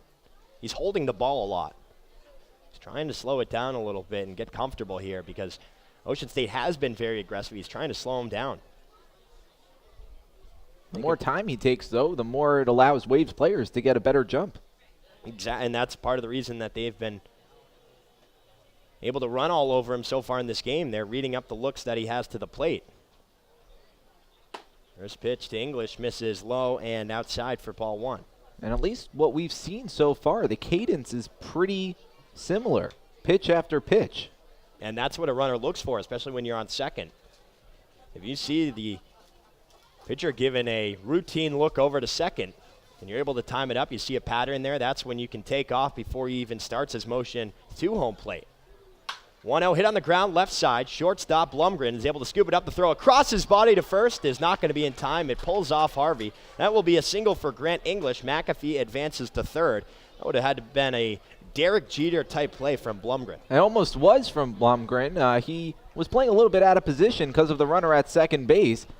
Honestly, I'm not sure why Quincy McAfee advanced to third base with a hard hit ball to the shortstop. That's not something you teach. That's one of the other things that, jumping around, taking a lead off of second, it can put the middle infielders out of position, especially when you have to cover for right here, Gethings at second base, and you have the lefty Smith up. There's a huge hole to the right side of the infield that he can try and exploit. Runners on the corner, still nobody out here in the top of the third for Colin Smith, and Eater will go to pick off English. The throw to second to try and get him because he was off on the play is not going to be in time. So that will be a stolen base for Grant English, and now runners on second and third with nobody out. That was not a hard throw from Harvey over at first base. I mean, English got a pretty good jump from it, but Harvey had plenty of time to throw the ball, and that wasn't the hardest of throws. It was a first move lefty. Stolen base from English. That's what happens. You risk that he throws over and hope that you're fast enough to beat the throw. English did that. First pitch to Smith, lined into right field. Mangrum goes back. He's able to reach up and make the play. McAfee tags from third. The throw will come into second, and it's 3-0 Waves. Sack fly there for Colin Smith. McAfee scores. English now stands on third. Well, Colin Smith, one of the best situational hitters on this team. All he had to do was put the ball in the air. He did exactly that. Not a power threat, certainly, but when he gets under one, he could certainly drive it. That's exactly what he did.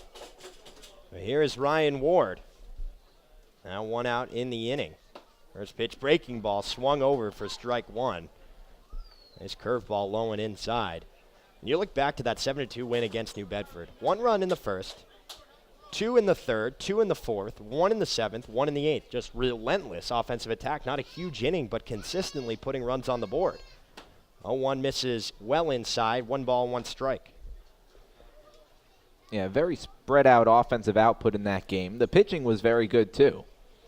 But what it does is it changes momentum. Maybe you get a 6-run inning, but if you don't score the rest of it, it gives the other team a chance to kind of build something. If you keep scoring, it's a little disheartening. Another curveball inside, and Ward swings over it for strike 2. Yeah, it's almost the equivalent of in football when you have a running back that just keeps getting 3 yards, 3 yards, 3 yards. Eventually that breaks down the defensive line. And later in the game, start building more yards. So far in this one, they're doing the same thing. 1 run in first, second, and third innings. Threatening here as that curveball misses low for ball 2. Ward had the RBI double in the first inning. He stole third, but was stranded when Casey Dana struck out looking on that backdoor curveball from Eater. 3-0, top of the third. 1 out. Here's the 2-2. Slow chopper down the first baseline, but Harvey will pick it up in foul territory. Had he not, English was definitely going to score. He was going on first contact on the ground. Now, Greg Grawl will bring the infield in here. Newport 7-6 at home, 5-6 on the road. But it's been a tough month of July. 2-2, hit on the ground right side, and that gets through. A diving Gethings into right field. English scores. It's an RBI single for Ryan Ward, his second RBI of the evening, and it's 4-0 Waves. Boy, you couldn't have rolled that one any more perfect.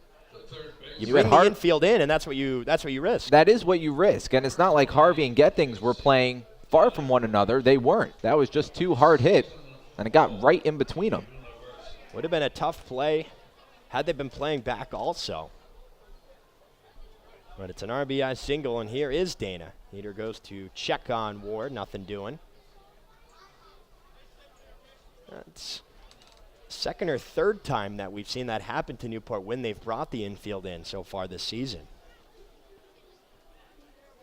Things not necessarily going their way. Another check on Ward, and this time he slides back safely.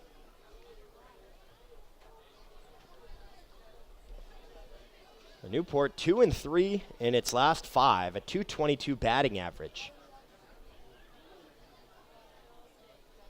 Giving up 33 runs. First pitch to Dana is lifted into right center field. Tawa going over to his left, now at the wall, and that's off the top of the wall. It's 3:15 out there. Now Tawa's having trouble with it. Ward is being sent all the way around. There will be no throw, and it's 5-0 Waves on top as Dana is safe at second with an RBI double. Man, that one just kept carrying and carrying. I thought for sure that was going to be a flyout. That's what it seemed like, but the wind is blowing out around 13 miles per hour from the southwest, and that means that it's blowing out, and it comes right in there.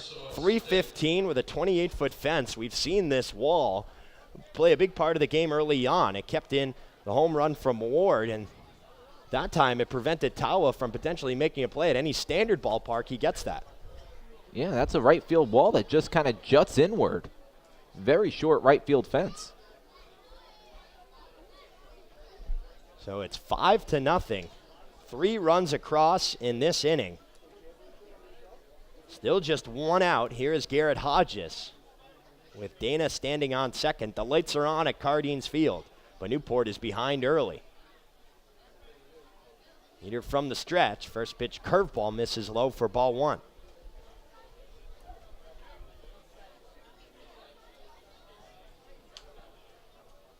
Hodges had the single, stole second and stole third, ended up scoring on the ground out by Sonny Uliana.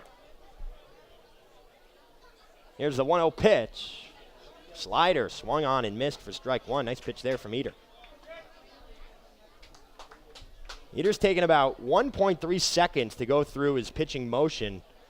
You know, that's part of the reason the Waves are being able to run so much. And now Dana is off, and he's not even going to be close to being out as there's no throw from Mazza. The pitch missed upstairs, so it's 2 balls and 1 strike. And as I welcome in Joe DeLeon. Joe, you know, you talk about that. I mean, a huge part of the reason, and that's been a reason for a number of runs here for the Waves early on. Yeah, first I just want to give a little bit of credit to Dan Byford, who ended up noticing that. 2-1 pitch hit deep to right field. Mangrum going back, looking up, and that one is out of here. A 2-run shot for Garrett Hodges, and it is now 7-0. Waves have put up a crooked number here in the top of the 3rd inning. And for Hodges, that's his 4th home run of the season. And his first since the last time these two teams met. He had that one in the 9th inning off Nate Ryder, one of the best late inning pitchers in the NECBL. This time he gets one off Jake Eater, who looked very sharp in his first outing. Vanderbilt Commodore rising sophomore, and he has struggled here. 7-0, top of the 3rd. Just 1 out still, and Kevin Winterode is out. And it's Mike Kirian who's warming up in the bullpen for the Gulls.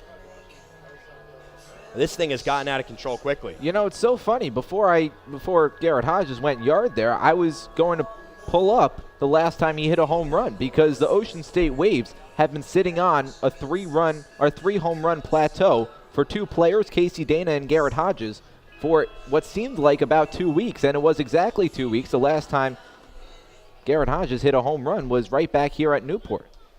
And Ocean State has not had a home run before that one from Hodges in the last 5 games. They batted .283, 26 runs, but no long balls. So here comes Dylan Resk. He struck out swinging his first time up. Bats with nobody on and 1 out. 5 runs across this inning for the Waves. That one is lined into center field right at Tawa. Doesn't have to move and makes the play 2 gone.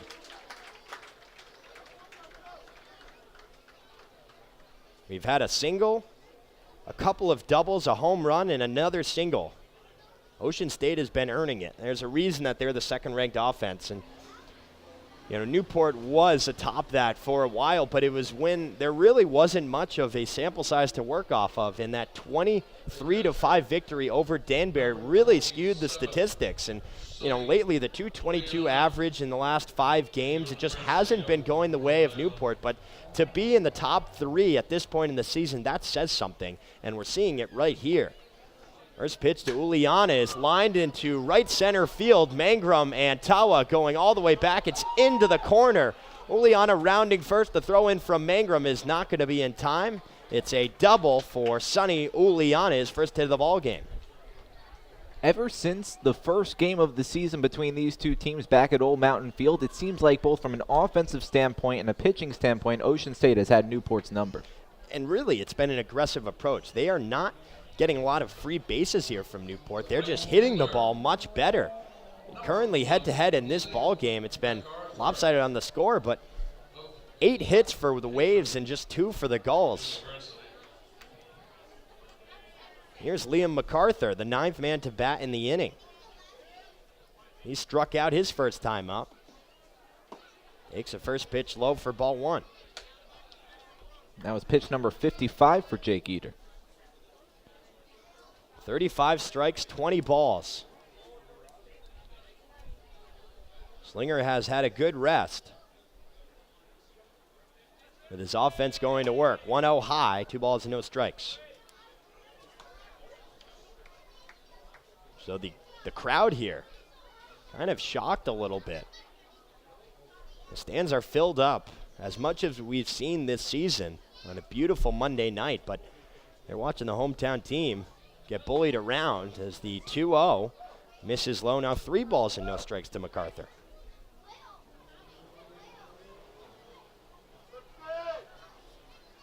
Eater did not allow a run in 5 innings in his first outing against Mystic. Second team in the South. 3-0 breaking ball is taken for strike 1. But it has been a different story in this one. 8 hits, 7 runs, all of which have been earned, 1 walk and 3 strikeouts. 2 outs in the inning with Uliana on second. Here's a 3-1, line drive, and it's caught by Harvey at first. Hugging the line, he's able to reach up and make the play to retire the side. But Ocean State breaks it open. They score 5 runs on 5 hits. 6 hits, rather. They leave 1 runner on. We'll head to the bottom of the third. 7-0 Waves on top right here on the NECBL Broadcast Network. As welcoming back to Cardines Field, Dave Peck alongside Newport Gulls scorekeeper Andre Olivier, Jonah Karp of the Ocean State Waves, and Newport Gulls field reporter Joe DeLeon. We'll send it over to Joe for a look around the league. Joe? Thank you, Dave. Out in Winnipesaukee, the Muskrats currently hold a surprising 5-2 lead over the New Bedford Bay Sox. And then additionally, out in Sanford, the Mainers hold a 2-0 lead and a shutout lead over the Keene Swamp Bats in the bottom of the 4th. And then top of the 4th, we have a tie amongst the Danbury Westerners and the Plymouth Pilgrims. The Westerners are currently trying to get back on track as they've skidded over the past few games. The Vermont Mountaineers are holding a 4-1 lead over the Valley Blue Sox, and that is it for the score updates. Back to you, Dave. Well, Joe, you brought up a good point in that last half inning. The time that it's taking Eater to go to the plate, 1.3 seconds, and around 1.2 is considered on the slower end of that. That's why they've been taking advantage on the base paths. Yeah, I'm sure that they noticed that he has a very slow windup. He's got the leg kick going on, and like he said, 1.3 seconds is already over what is considered below average for a slower windup. And according to Dan, who gave me the statistic, it's about 3.3 seconds at the MLB level to steal bases. And most of these guys are quick enough, if not quicker, to get around the bags. And with a motion like that, you can't get the ball to the catcher. And in this case, Mazza cannot have the ball in his hands and throw it down the line. And he's actually particularly pretty good at taking guys out and throwing them out at second. Thank you, Joe. Dan Byford giving us some nice nuggets of information here from around the ballpark. Part of the media team as Jack Gething swings over the first pitch curveball for strike 1. It'll be Gethings, Tawa, and Harvey, 9-1-2, part of the Newport lineup. Just a couple of hits off of Slinger in this ball game. 0-1 check swing on the fastball. He did not go around, says Brian Oberholzer, and it's 1-1. But Dave, playing into the fact that not only does it take a long time for Eder to deliver the pitch itself. 1-1. That one scooped up into right field. MacArthur going back, but he's able to make the play. One gone. But in between pitches, it's also a long time. Eder not really on the same page with Mazza a lot of the time, so it allows whatever base runners are on base to determine, okay, is he even thinking about throwing to a base, or do I have plenty of time to just take off? And also it's something that can get in the head of a pitcher too. It can be a snowball effect. When guys start running on you, you can start to pause a little bit more and maybe get into your own head. First pitch to Tawa is a curveball that catches the outside corner. Tawa is about to show bunt. He pulled it back, but it's a strike regardless. And, you know, if you're Eder, how do you make an adjustment? He's been throwing to the bases a lot, trying to keep them honest. But they've just been taking advantage of him. Curveball in the dirt, and Tawa couldn't lay off, now down 0-2. Because it's not like you can necessarily change your delivery on the fly. I mean, you can, but that could affect your location and, you know, how you feel when you're going to the plate. 0-2 breaking ball, waved and missed for strike 3, so 3 straight curveballs, and Tawa goes down swinging. The third strikeout of the evening for Slinger. There's 2 gone. You know, it's tough because, you know, how do you incorporate a slide step if it's not something you have? And if it is something you have, why have you not gone to it yet? It's a good question. So 2 down, here's Logan Harvey. He has 1 of 2 hits. It was a single that came back in the first inning. And he was stranded there after Hosey struck out looking and Mangrum flew out to Ward. Newport behind 7-0, bottom of the third. Another breaking ball, that one. A front door curveball taken for strike 1. Boy, that breaking ball looking really good off the hand of Jesse Slinger. It's got a lot of movement. It's keeping Newport off balance. Now working quickly. Here's the 0-1. Straight fastball misses high. That's the other thing now with a 7-run lead. Slinger can just start doing what his name describes. Go out there and just kind of challenge Newport. As another breaking ball is waved and missed for strike 2. Maybe got a piece of it, but not much. And Harvey steps out and tries to calm himself here, prevent a 1-2-3 inning. Slinger from the stretch. Here's the 1-2. Right, breaking ball misses outside. 2 balls and 2 strikes.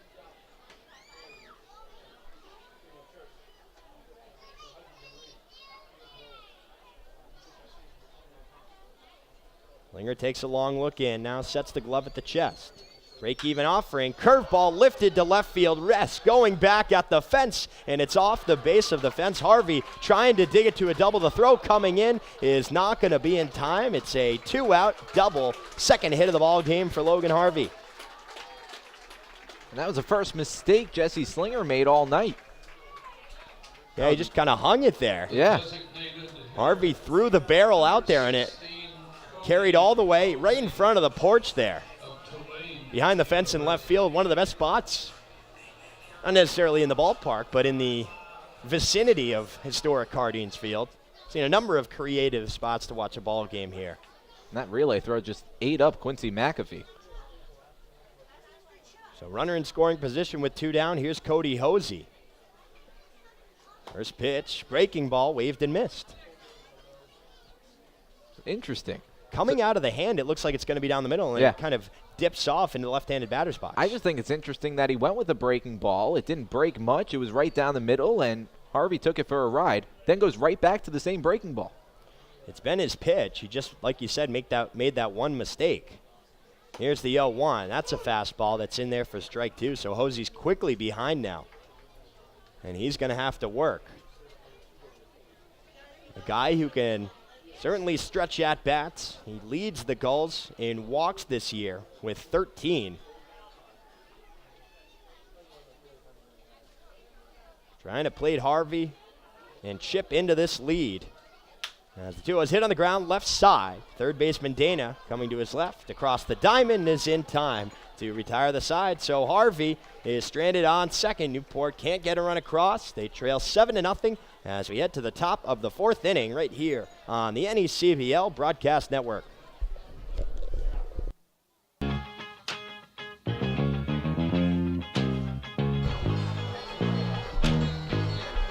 7-0 Ocean State on top as we head to the top of the fourth inning. And we'll send the play-by-play over for the middle innings to the voice of the Ocean State Waves, Jonah Karp. Jonah? Hey, thanks so much, Dave. Back to the top of the order for the Ocean State Waves. It was back to the top of the order in the last inning. They batted all the way around. Tallied 6 hits in that inning, plated 5 more runs. They're on top 7-0. And we have a pitching change here for the Gulls. It is the rising sophomore out of Louisville, Mike Kirian, 6'6", 240. The lefty has appeared in 4 games, an 0-1 record with a 3.85 earned run average. Given up 8 hits, struck out 8, and walked no one in 4 2/3 innings pitched. His last appearance came on July 4th in that 7-3 loss against Danbury. He went 1 inning, did not give up a run or a hit. Had 2 strikeouts with no walks. So we'll see what he can do here, down 7. So Newport improving in the height department, went from a 6'5 left-handed pitcher to a 6'6 left-handed pitcher. Not easy to do, to be the 6'5 lefty. No, but looking up and down the roster, they have a 6'7 guy in Nate Ryder. They have a 6'9 guy in Russell Smith. Very tall staff here this season for Newport, but overall, as a conglomerate, it's been a struggle. 5.62 ERA coming into this game. Well, Kirian has a tall task ahead of him right now with a red-hot Ocean State Waves team. First pitch to Quincy McAfee. Sits off the plate, low and outside. 1 ball and no strikes. McAfee has reached base both times he stepped up to the plate tonight. Stole a base. 1 for 1 with a double and a walk. Final stat line for Eder, 3 innings, 8 hits, 7 runs, all of which were earned, 1 walk and 3 strikeouts. Walk's really not the issue for Newport. It's just been all about the Waves bats. The 1-0. Sits downstairs. 2 balls and no strikes. So it'll be Quincy McAfee, Grant English, and Cullen Smith, the 3 due up in the top of the 4th inning. Kirian into the windup. And McAfee watches a pitch sit over the outside corner. 2 balls and 1 strike. It's a nice spot here. He's still got to be careful. It's not like you can come in and just start throwing him right down the middle. The 2-1 on the way. Upstairs, McAfee lays off. 3 balls and a strike. At the same time, the last thing you want when you're down 7 is walk around the rosy here. That just puts everyone behind you a little bit asleep. Keep them involved. The 3-1. Downstairs, ball 4. And Quincy McAfee works his 2nd walk of the game. And the Ocean State Waves have a runner on base with nobody out in the top of the 4th. Coming into this game, Kirian was a guy that could locate very well. That's just his first walk of the season in 4 games. That's what happens. Ocean State swings the bat well. They're able to put up 7 runs off 8 hits, and then the reliever comes in, figures he's got to be very careful, and he just walks the leadoff man. Walk number 10 already for Quincy McAfee in his 9th game as an Ocean State Wave. Grant English, the new batter. Throw back to first. Lazy throw. McAfee not taking much of a lead. We saw this the first time, and really the second time also he was on base. Doesn't take much of a lead, but often gets good jumps. It'll be interesting to see how they kind of work with Kirian's slide step. Line drive through the middle for a base hit. Stopping at second base is Quincy McAfee. Grant English pulls in at first base. That one almost ate up Kirian. Had to dive off the mound. Yeah, that could have been scary. You know, you see a lot of times pitchers may be able to react there, but this one was hit so hard, and boy, was that close to hitting him in a very, very bad spot. But, you know, I guess he will take that single instead of the alternative. A pitcher's worst nightmare. Now having to deal with 2 on with nobody out in the top of the 4th. Cullen Smith, the new batter. A left-on-left matchup. Smith hit a sacrifice fly in the 3rd inning to get the scoring going.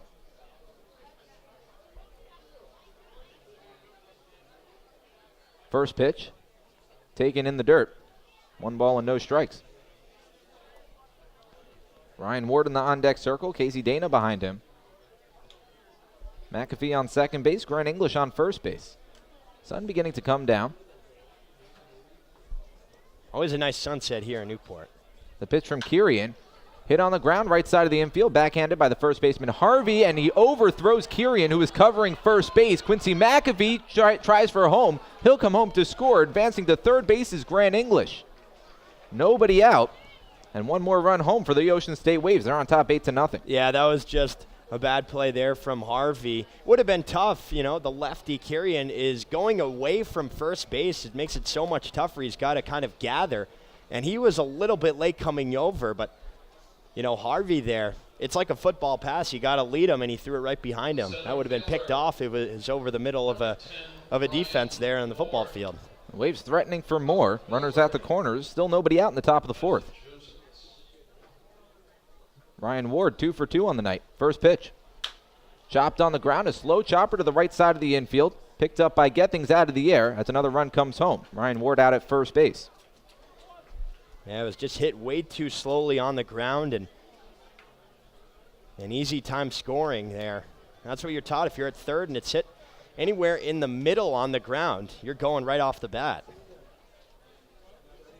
So Colin Smith advances to second base. A 9-0 lead for the Ocean State Waves. 2 runs home in the inning. Casey Dana, the new batter. 1 for 2 on the night. A double in the third. Hits one in the air along the right side. Chasing Harvey back into foul territory. He'll take a look, and that'll land foul and out of play. Count 0-1. I mean, just look at everything that's going on down there, down the right field first base line. You have the scoreboard there.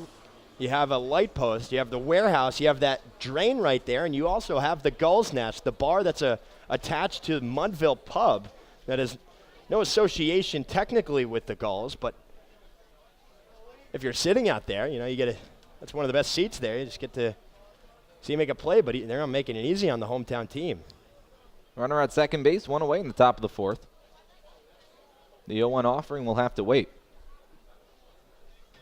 Kyrian steps off the rubber. It's Colin Smith off of second base. 7 stolen bases on the season in 11 tries. The 0-1. Hit on the ground left side, and that'll go foul. Count 0-2 to Casey Dana. Garrett Hodges on deck. He cracked a big home run in the third inning. We've already seen 5 stolen bases so far in this game for the Waves. Only assume they're going to keep going until they really break this open. Kyrian trying to not let that happen. Jake Eater was knocked out of the game after 3 innings pitched. Runner goes, and the pitch taken low downstairs. The throw down to third is not in time. And Colin Smith swipes the bag. Another run just 90 feet away from home plate. It's kind of a delayed steal. They're getting a big secondary lead there.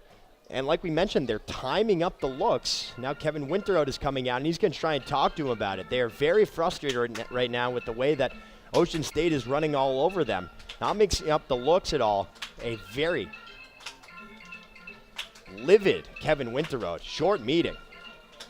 And they got to figure this out because it's sliding away very quickly.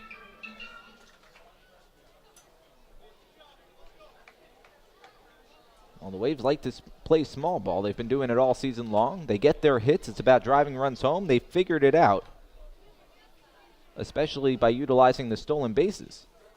The pitch inside. Ball 2. 2 balls and 2 strikes to Casey Dana. It's not like Newport's not checking on them, but they're just getting such good reads. Maybe mix up the looks a little bit with your head so they can't time up when you're going to go to the plate. Another pitch taken inside, a 3-ball, 2-strike count. Kyrian, after getting ahead 0-2 on Casey Dana, has fallen behind to a full count. With the always dangerous Garrett Hodges waiting in the on-deck circle. Pitching from the stretch, sets at the belt, kicks, fires upstairs, ball 4. Second walk of the inning from Kyrian. We've seen 2 walks. We've seen an error from Harvey. English did get the single. But boy, has this been a tough game for Newport so far. And that was not Kyrian's game. The walk game, first pitch. Gets behind Garrett Hodges, and coming home easily to score from third base is Colin Smith. A 10-0 lead for the Ocean State Waves as Casey Dana advances to second base. A 1-ball, no-strike count to Garrett Hodges. My goodness. Now Harvey is just trying to calm him down. Quick meeting here. Harvey, you know, he's one of the older guys, a senior at Wake Forest. He's really emerged as one of the leaders on this team. Just trying to settle down Kirian and say, listen, dude, you came into this, no walks. This is what you do best. Just keep pitching your game. He does need help from his offense. The 1-0 is hit on the ground and getting through the hole, but played on a backhand by the shortstop Blumgren. He's not going to have a play. Garrett Hodges safe at first base with an infield single, his third hit of the night. Well, that's just very frustrating. How many times have we seen a ground ball from the Waves be able to find a hole? That time Blumgren was able to cut it off, but again, he was in double play depth, so he had to go a long way to his right, and it wasn't hit hard enough. Really, right off the bat, you knew it was going to be a single. So the inning continues for Kirian, still just one away in the fourth inning. First pitch swung on and fouled back for Dylan Rest. Still looking for his first hit of the night, count 0-1. 10 hits for the Waves, 3 for Newport. Garrett Hodges on first base, Casey Dana on second base. 3 runs home in the inning. 10 runs on 10 hits. Big swing and a miss for Dylan Rest, count 0-2. The batting average for Dylan Rest has dropped all the way down to 208 entering the ballgame, and is 0 for 2 on the night. The 0-2. Cut on and miss, strike 3. That's a big out there. Little by little. Let's try and keep it, 10 runs, we've seen crazier things. We've seen Newport be able to strike in a hurry. Obviously, it's easier said than done, especially with the way they've been swinging the bat, but they have the tools. Again, it does hurt not having Cole Austin in the lineup anymore, a kid who was one of the best hitters for the Gulls the first half of the season. First pitch to Sonny Uliana is taken upstairs, 1 ball and no strikes. Austin going home with the back injury. We're not exactly sure how severe, but you never really want to risk anything. A flare down the right field line, out of play. 1-1. In all likelihood, it could have just been a little bit sore, and he didn't want to aggravate it anymore. Instead, maybe work on your strength or something. We can only speculate, but certainly a loss nonetheless. The 1-1. Breaking ball line back up the middle and through for a base hit. Casey Dana circling third base. He'll be waved around. The throw comes in. It's going to be cut off, and Casey Dana comes home to score. Seen a number of times now hard hit line drives right over the ears of Kirian. I mean, it's not really a story of Newport. It's a story of Ocean State in this game and how they've been taking advantage of the pitcher's slow deliveries to the plate, how they've been swinging a very aggressive bat. They haven't really been waiting around. They've been a couple of full counts, but it's just been all systems go. They've been sitting dead red and jumping on the pitches. First pitch. Taken off the plate, 1 ball and no strikes. Liam MacArthur also 0 for 2 on the night, looking for his first hit. Lifts this one in the air to right center field. Tawa circling under it, and he'll squeeze it above his cap to retire the side. Just like the last inning, the Ocean State Waves bat around the order. They plate 4 more runs on top, 11-0, entering the home fourth. Stick around on the NECBL Broadcast Network, powered by Stretch.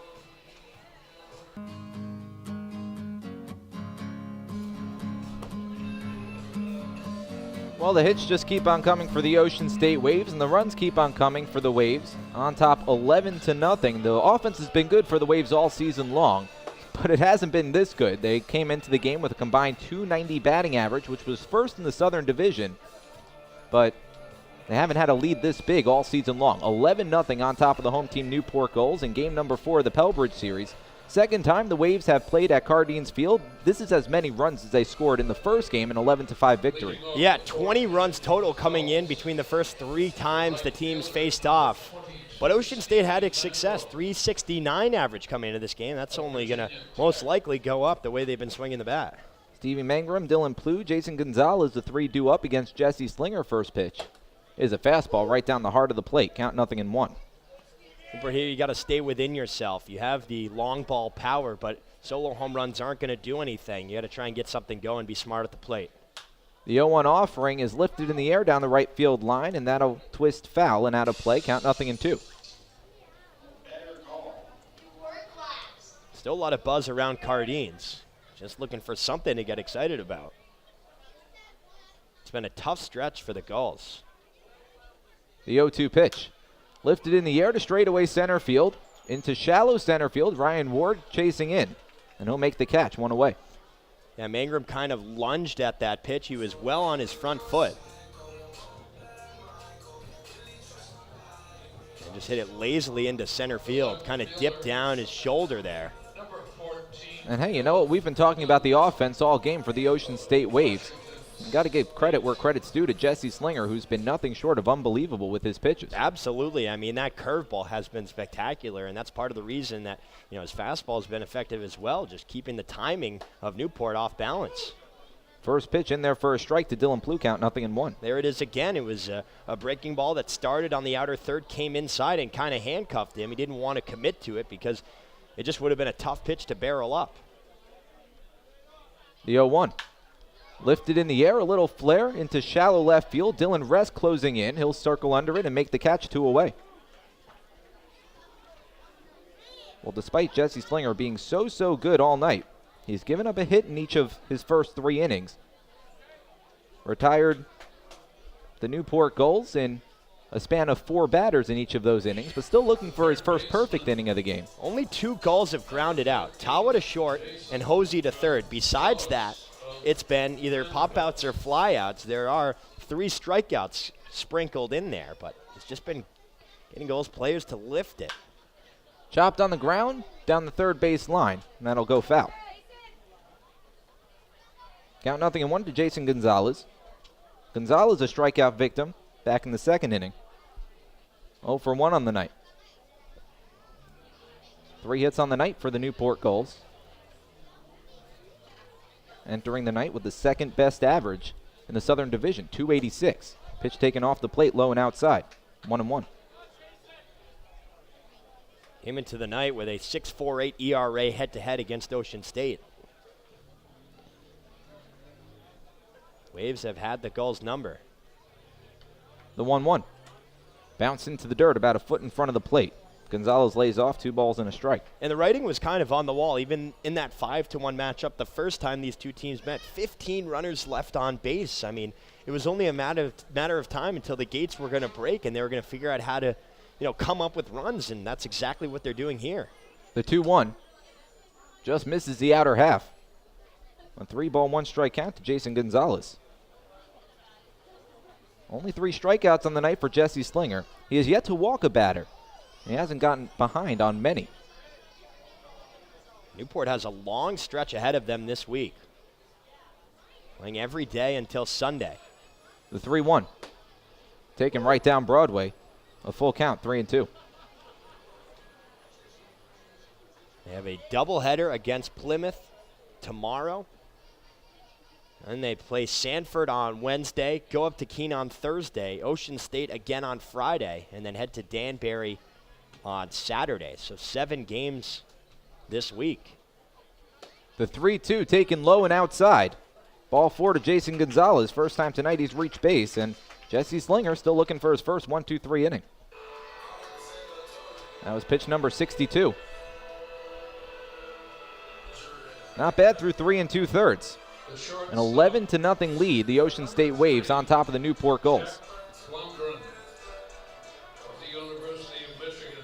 Jack Blumgren would be the new batter. 1 for 1 on the evening.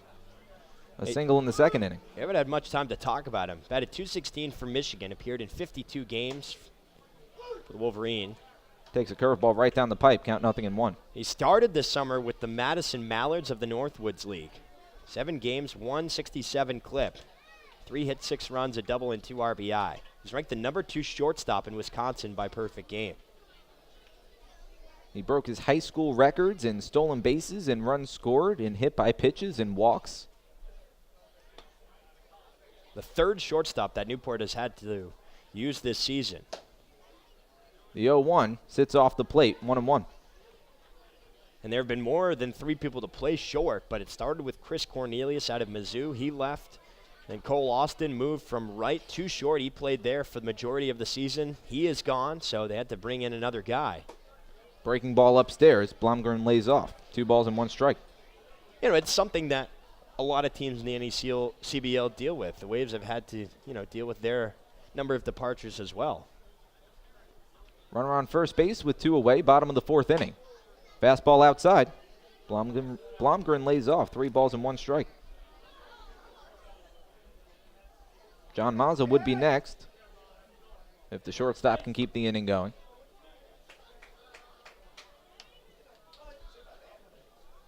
Slinger checks the runner at first base.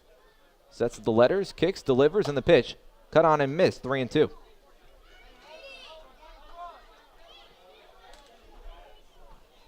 The shadow's gone. They came and they went, and the light's beginning to come on here at Cardines Field. Talking to Hogeson, he always says around 8:30. That's when it gets a little bit difficult to see balls that are flown into the outfield. Runner goes, the pitch fouled away. We'll do it again with a full count. A number of times this season that not only Gulls have had trouble, but visiting outfielders have lost it in the skies. Danbury had a lot of trouble on that 23-5 loss, and they don't go down in the book as errors, but pitchers doing their job, just unfortunate mistakes by the fielding. Slinger with a long look in. Gets his sign, checks the runner. Runner goes, and the pitch taken upstairs, ball 4. Jesse Slinger hadn't walked a single batter through the first 3 innings.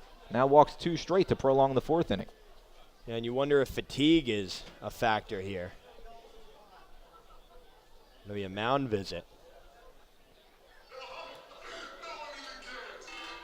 An 11-0 lead for the Ocean State Waves on top of the Newport Gulls. Just 3 hits on the night for the home team Gulls, a team that entered tonight leading the NECBL in slugging percentage, leading the NECBL in doubles, tied for 2nd in the Southern Division in home runs with 28 on the season, tied for 1st in the NECBL in RBIs with 143.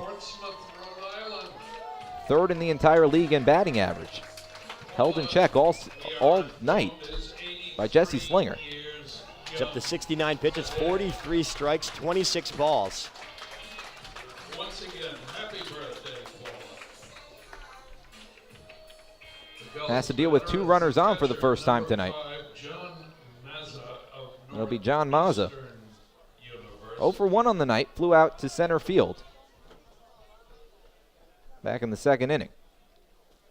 Slinger checks the runner at 2nd base. First pitch. Fouled away. Count 0-1. Mazza's another guy who likes to swing at the first pitch.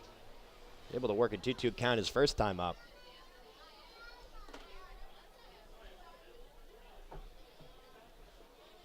That was pitch number 70 for Jesse Slinger. Through 3 2/3. An 11-0 lead for the Ocean State Waves. The pitch. Waved at and missed. Another breaking ball. Got behind Uliana a little bit, but no advance from Gonzalez rather at 2nd. Count 0-2 to John Mazza, with Jack Gethings waiting on deck. 2 on with 2 away.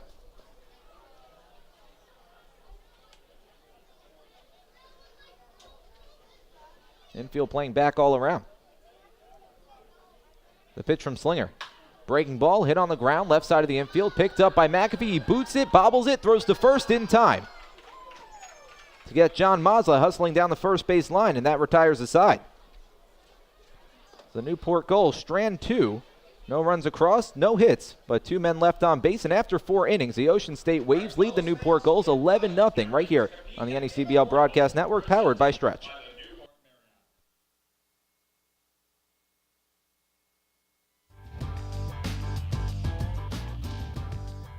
We would like to thank Dream Bat Company, an official partner of the New England League, for their support and sponsorship of our postseason awards. Dream Bat Company has been a proud partner and supporter of the New England League since 2010. Visit dreambats.com and enter coupon code NECBL20 for 20% off your entire online purchase.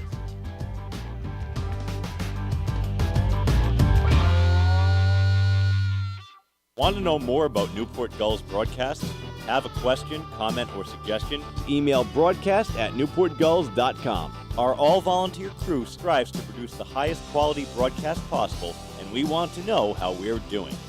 Be a part of Newport Gulls broadcast and let us know what you think by sending an email to broadcast@newportgulls.com. The 2018 season marks the 25th season of the New England League. Founded a quarter of a century ago, the New England League has distinguished itself by offering a summer collegiate baseball experience unlike any other. The New England League has long prided itself on its ability to transcend communities with the region's love of baseball, a common denominator in all walks of life, combined with some of the nation's elite up-and-coming prospects who share one common goal. Together, we all make baseball and our communities better thanks to a passionate fan base and the dedication of each of our member franchises, from host families to volunteers to front offices and everyone in between. Thank you, fans, for 25 amazing years of the New England League, and here's to many, many more. The NECBL Broadcast Network, your home for the Newport Gulls.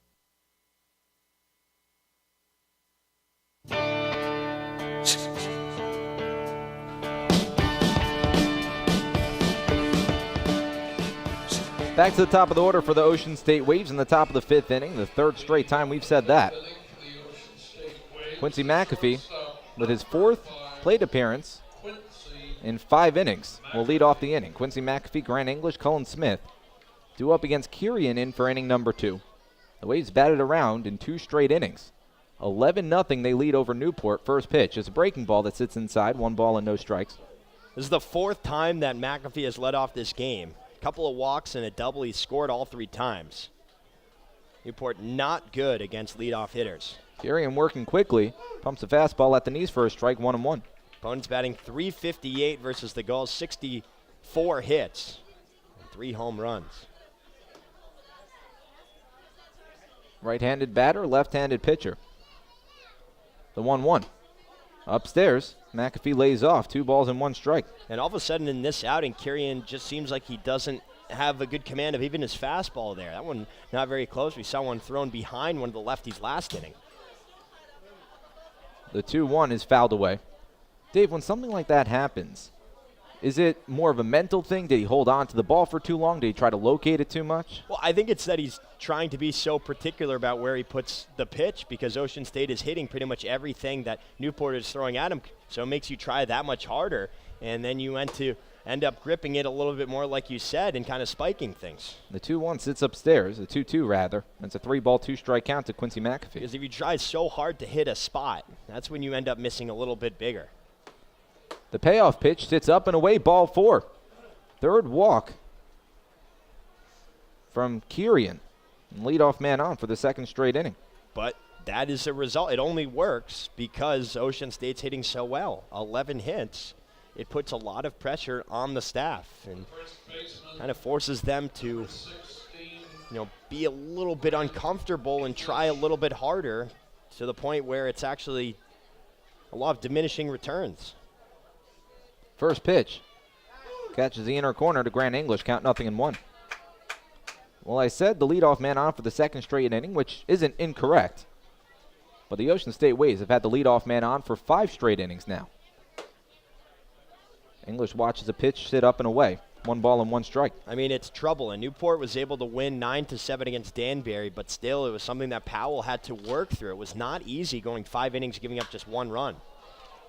Lifted in the air to right center field, and that'll drop for a base hit. Quincy McAfee rounds second base. Grant English digging for second. The throw comes in, and it's not going to be in time. Quincy McAfee holds at third base, or it is going to be in time. So Grant English retired at second base.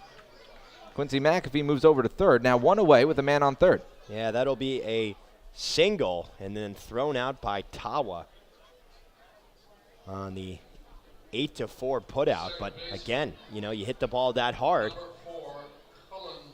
and aggressive base running, you take that because it's worked other than that time. First pitch to Cullen Smith. Taken off the plate. 1 ball and no strikes. Smith looking for his first hit of the night. Reached on an error in the 4th. The pitch. Breaking ball. Smith just getting a piece of it, 1-1. Staring down the barrel of a week where you have 2 games tomorrow and 1 game each of the next 5 days until Sunday off, to get off on a foot like this is not what you want, especially for a team that's already struggling. It makes it so hard to be mentally tough and keep yourself in it mentally. Breaking ball sits way inside. Day after day when you're going down to the ballpark, and that's part of the importance of getting up in games. If you're able to get ahead early, then good things can happen just inside your own head, but to be behind consistently just is grueling. The 2-1 catches the outer corner, 2-2.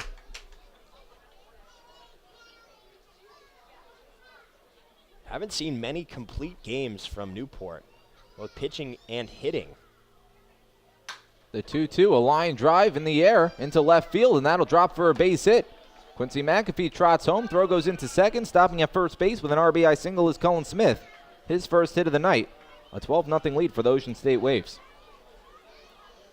And it hasn't been the nicest of moods with the Gulls, rightfully so.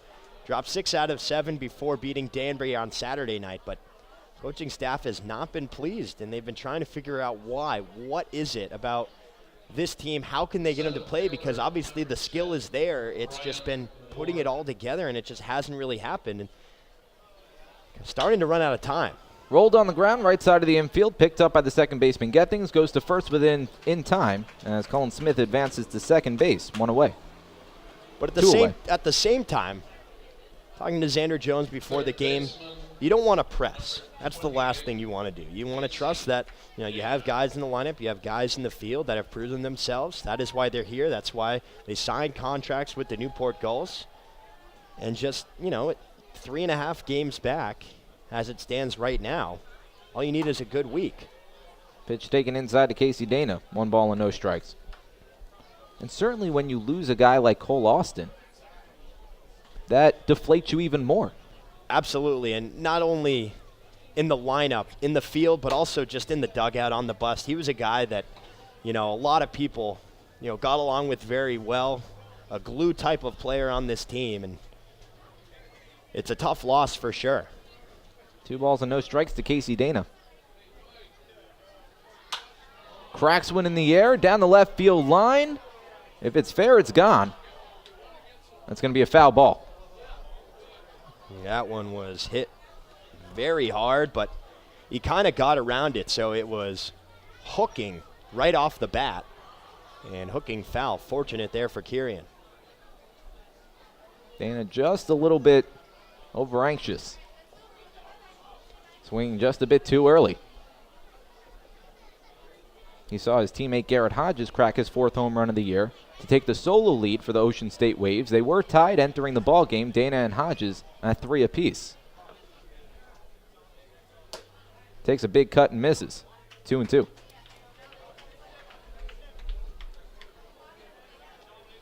Augie Milbauer, another guy that is no longer with the Gulls. He was a very, important piece, middle inning reliever. Started to pitch well towards the end of his summer. Pitch fisted foul, and we'll do it again at 2-2.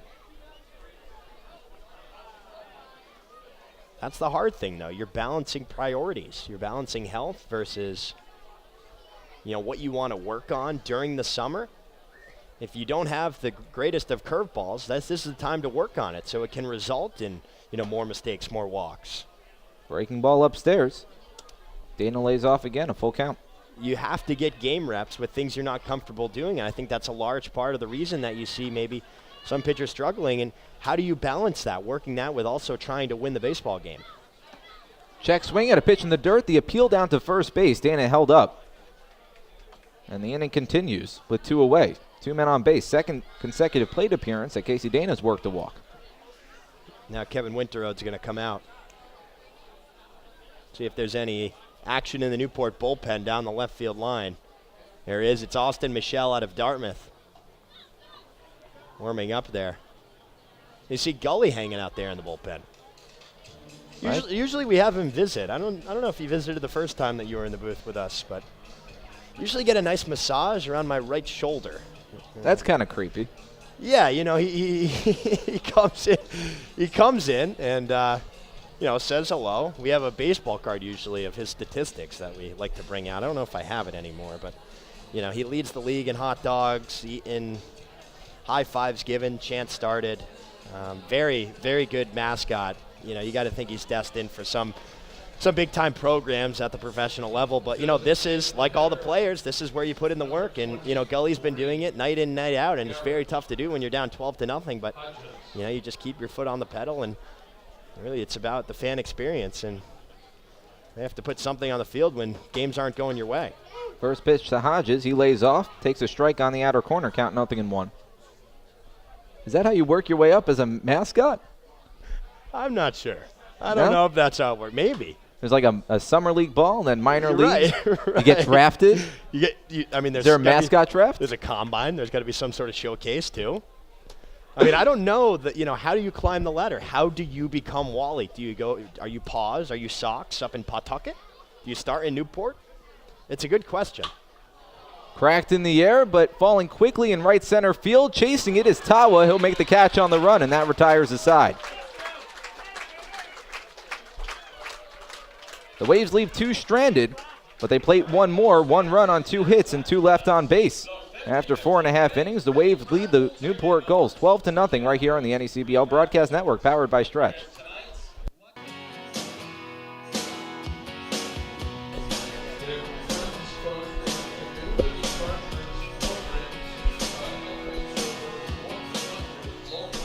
Nine, 1-2 for the Newport Gulls. Due up against Jesse Slinger in for inning number 5. The Waves leading the Gulls 12-0.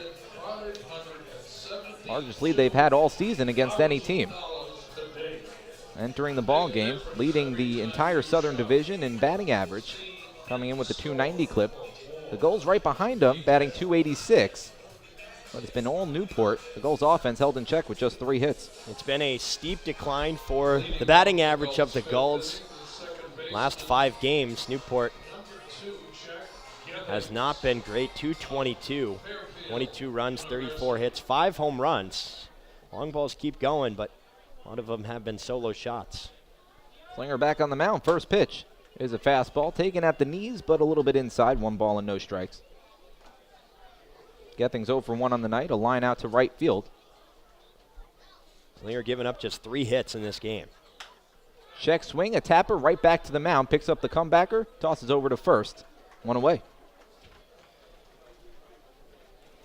Off balance, unsure.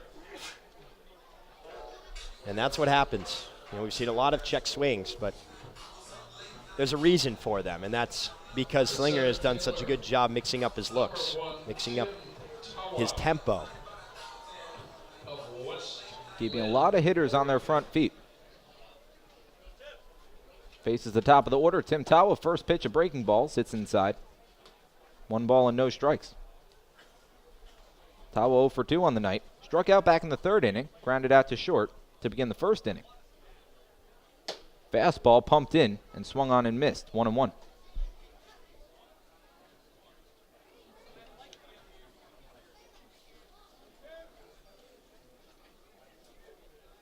That was pitch number 76 for Jesse Slinger.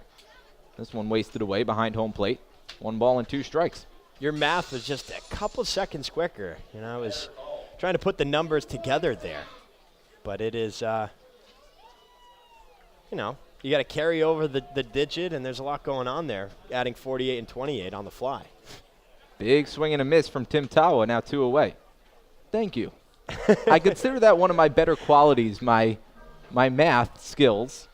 When reading, yeah, I mean it matters. It does. The little things. Nobody on base and 2 away.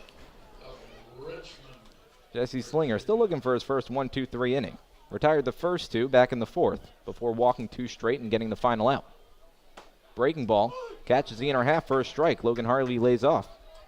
Count 0-1. You think there's a hierarchy between Gully Jr. and Gully, or do you think, you know, they're on an even playing field because there are 2 mascots? Is that like a promotional thing or what? That's the off-speed pitch is swung on and missed. Count 0-2. Because how do they decide who's the face and who is, you know, the alternate? Still important. You know, I think Gully's the face. Right. Yeah, that's what I'm saying. So the 0-2 taken just a little bit low. 1 ball and 2 strikes. Yeah, you wonder. It's not just players. It's not just coaches. There's a hierarchy for everything. You got to work your way up. You know, Dave, you said you were going to pull out the bag of tricks, but we're already in the 5th inning. There are 4 innings to go. Soft liner in the air out to left field. Dylan Rest being chased back, looking up, and that'll be off the fence. Logan Harvey pulling in at second base. Throw comes in late. Harvey a bright spot for the Newport Gulls tonight. 3 for 3. Yeah, Harvey, he's done a good job here. He has kept the pedal down. He's got a couple of doubles. A single just has been stranded every single time. But that's what you need. That's part of good leadership. The Gulls with 4 hits on the night. Harvey has 3 of them. Slinger still without a perfect inning tonight. Now through 4 2/3. Cody Hosey, the new batter. 0 for 2, first pitch. Is a breaking ball that sits low. Stopped in the dirt by Sonny Uliana. Count 1 ball and no strikes. Heart of Newport's lineup is 0 for 6 in this game. Batters 3 through 5. Jack Blumgren, the only other Gull to record a hit in this game in his debut with the Gulls. The 1-0. Lifted in the air. A high pop-up. Shallow left field. McAfee under it, and he'll make the catch to retire the side. Jesse Slinger works around a 2-out double off the bat of Logan Harvey. Still no runs across for the Newport Gulls. No runs on 1 hit and 1 man left. After 5 innings, the Ocean State Waves lead the Newport Gulls 12-0 on the NECBL Broadcast Network, powered by Stretch.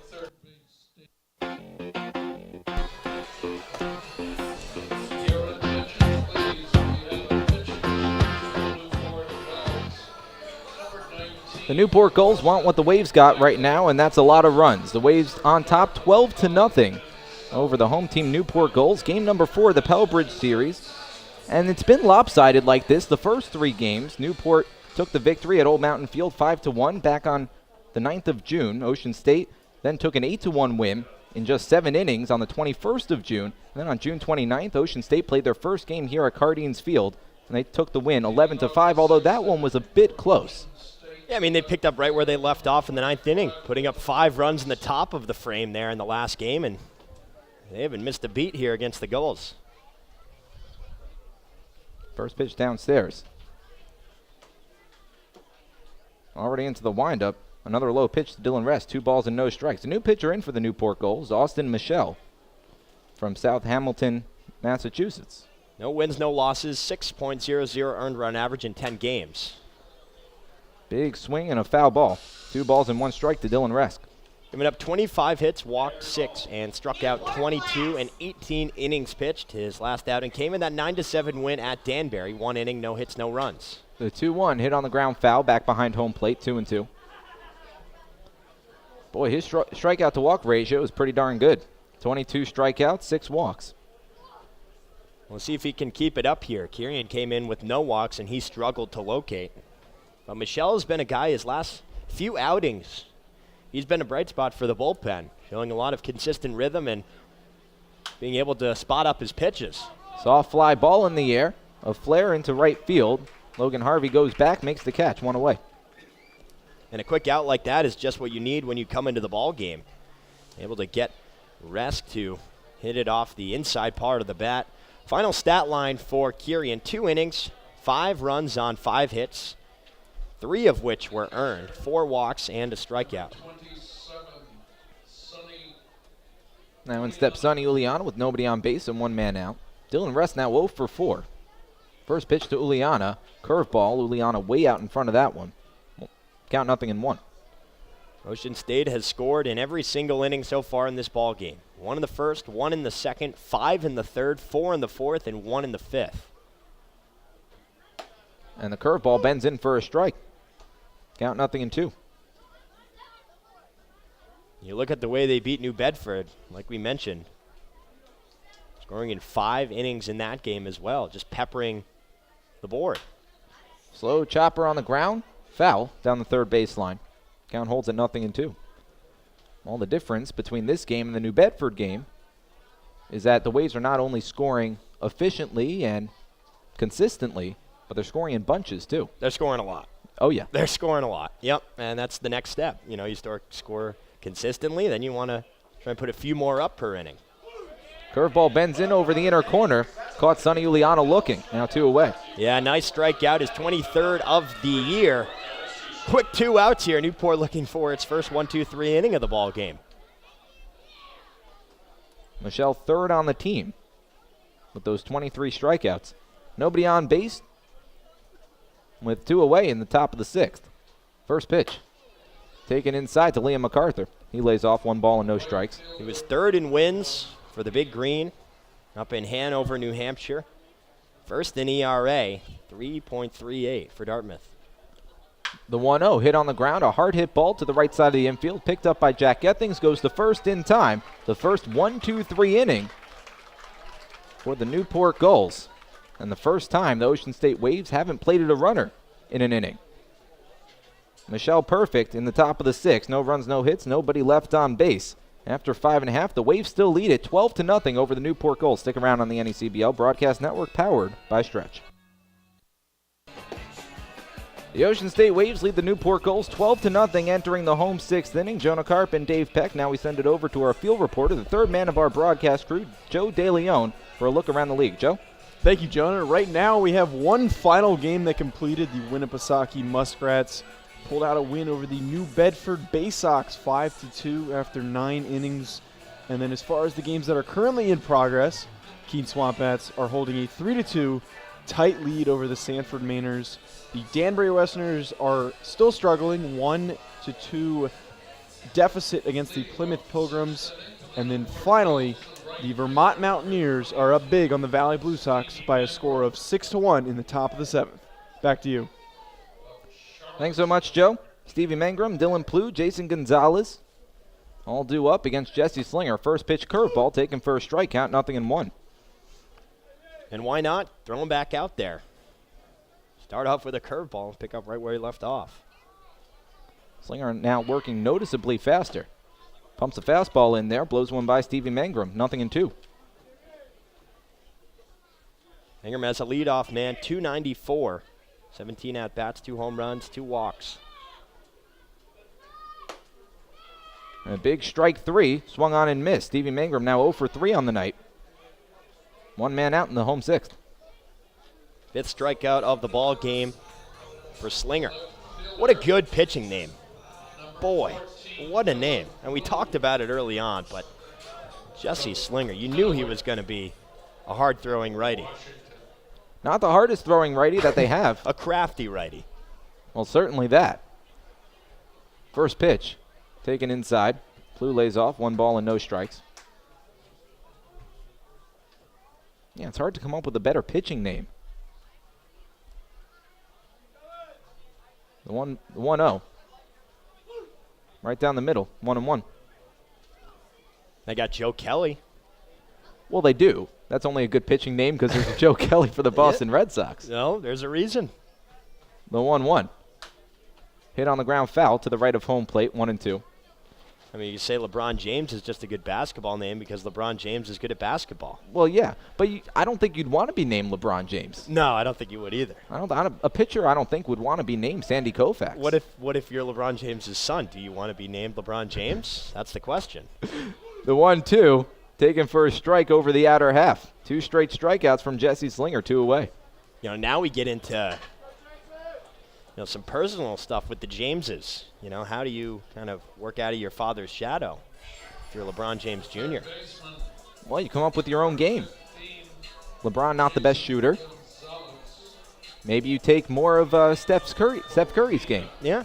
You separate yourself that way. Or you play a different sport.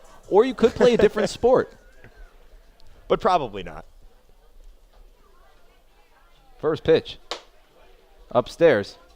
Jason Gonzalez lays off, 1 ball and no strikes.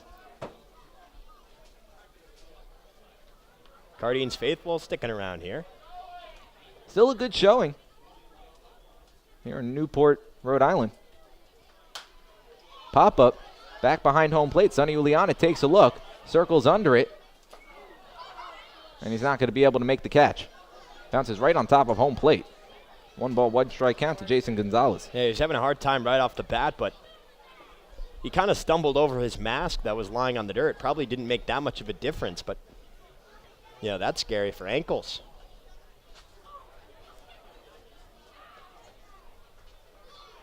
Always a tough play for catchers to make. 1-1 the count to Gonzalez. The pitch. Line drive in the air. Falling for a base hit into left field. First hit of the night for Jason Gonzalez.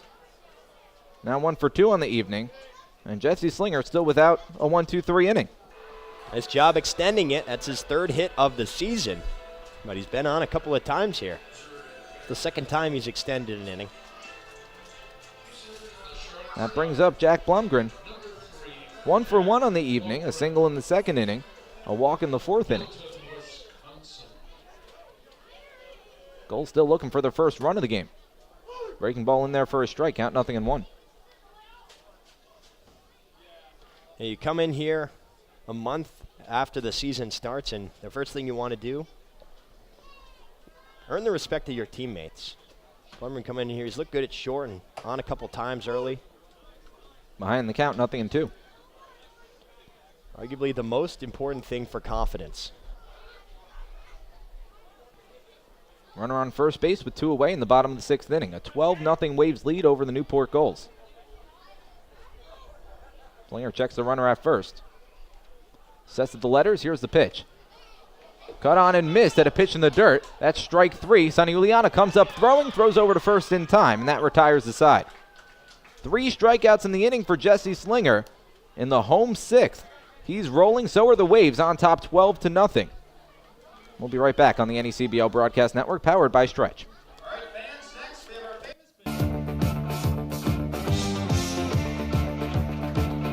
Back to the top of the order for the Ocean State Waves on top of the Newport Gulls, 12-0. As tradition, here in the NECBL, we send it over to the home broadcaster for the bottom 3 innings, and tonight's home broadcaster is your voice, the Newport Gulls, Dave Peck. Dave? Thank you, Jonah. It'll be Quincy McAfee leading things off for the 5th time in this ball game. He's reached base all 4 times, 3 walks, a double, and has scored all 4 times as well. But a nice inning there from Austin Michelle coming in. He was able to get rest to pop out to Harvey, struck out Uliana looking, and got MacArthur to ground out to Gethings at second. So we'll see what McAfee, English, and Smith can do here already with a 12-0 lead. Well, the bottom third of the order has really struggled for the Ocean State Waves in this game. Dylan Resk batting 7th. He's 0 for 4. Liam MacArthur batting 9th. He's also 0 for 4. The rest of the Waves have gotten the job done. And the rest of the Waves have scored, too. Resk, Uliana, and MacArthur, the only 3 not to be plated in this game at least once. First pitch to McAfee. His breaking ball that misses for ball 1. Relentless hitting, that's been the story. 13 hits for the Waves, 5 for Newport. 1-0. That one misses again. 2 balls and no strikes. Michelle looking to continue to roll. 2-0 pitch. Fastball spot in there for strike 1. You know, Dave, I can't help but notice you are a very fashionable man. Well, thank you. You're welcome. You know, I went with the tennis tie. 2-1 is lined into right center field. Tawa coming in and to his left, and he's going to get it on the run. Nice play there from Tim Tawa to retire McAfee. 1 gone. And Tawa's looked good in center field. Had to work a lot. Ran a mile to go get that one moving over his left. What's the story behind that tie? So it's Wimbledon. You know, this was Manic Monday for the fortnight at the All England Club, and you know, one of my favorite athletes of all time, Roger Federer. He had a big win in the round of 16 against Adrian Manarino. Today, the Frenchman, straight set, 6-0, 7-5, 6-4, as the first pitch misses high to Grant English for ball 1. So, you know what I decided? I'm going to wear this tie all 3 home games this week. I'll change the shirt, but I'm going to wear the same tie. As the 1-0 is chopped foul down the first base line for strike 1. And when I used to paint houses in high school, and what I would do is wear my all white. I'd wear a ratty pair of white shorts that I'd bought at Marshall's and a white T-shirt, and I'd wear it Monday through Friday until the championships were over. 1-1, curveball waved and missed. You know, just to in awareness of Wimbledon. Yeah. Are you a superstitious guy? Yes, I would say so. Well, the Newport Gulls are trailing right now 12-0. Right. Do you really want to wear that tie again? Well, maybe I'll change my socks. Maybe we, The socks are the problem. If we're gonna go, if we're gonna go variable by variable here, then we're gonna have to change a lot of things. Quick pitch from Michelle. English able to fight it off as he fouls that one into the net. Still 1 ball and 2 strikes. Still 12-0 here in the top of the 7th inning. 1 down with nobody on. Michelle working from the windup. 1 ball and 2 strikes. Takes a long look into Mazza.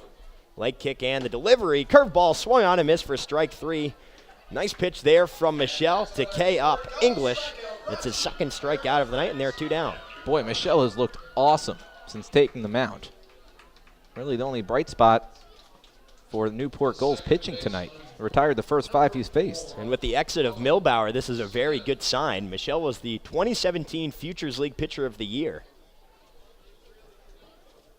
And we're seeing why right here. First pitch to Colin Smith is in there for strike 1 on the breaking ball. I'm a very superstitious guy.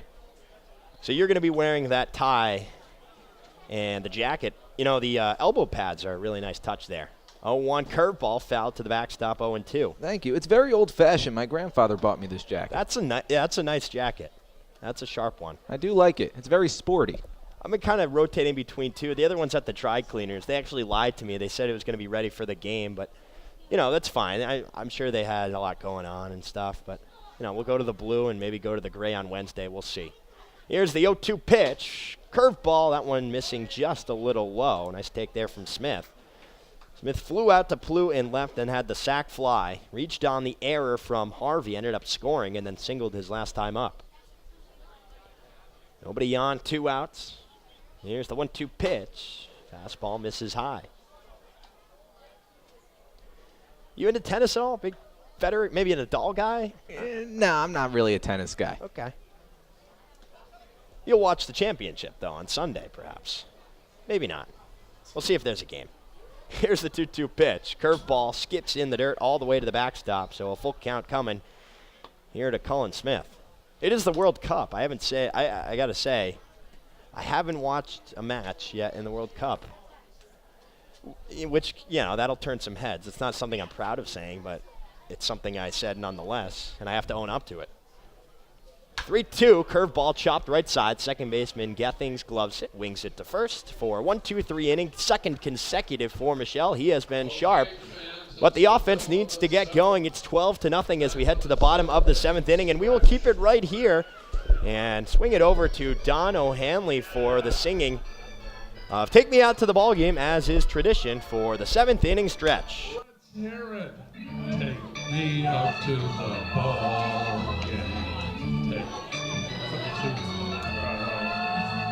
Buy me some peanuts and crackers. I don't care if I ever get back, for it's root for the Gulls team. When it's a shame, for it's 1, 2, 3 strikes, you're out at the old ball game. Good job.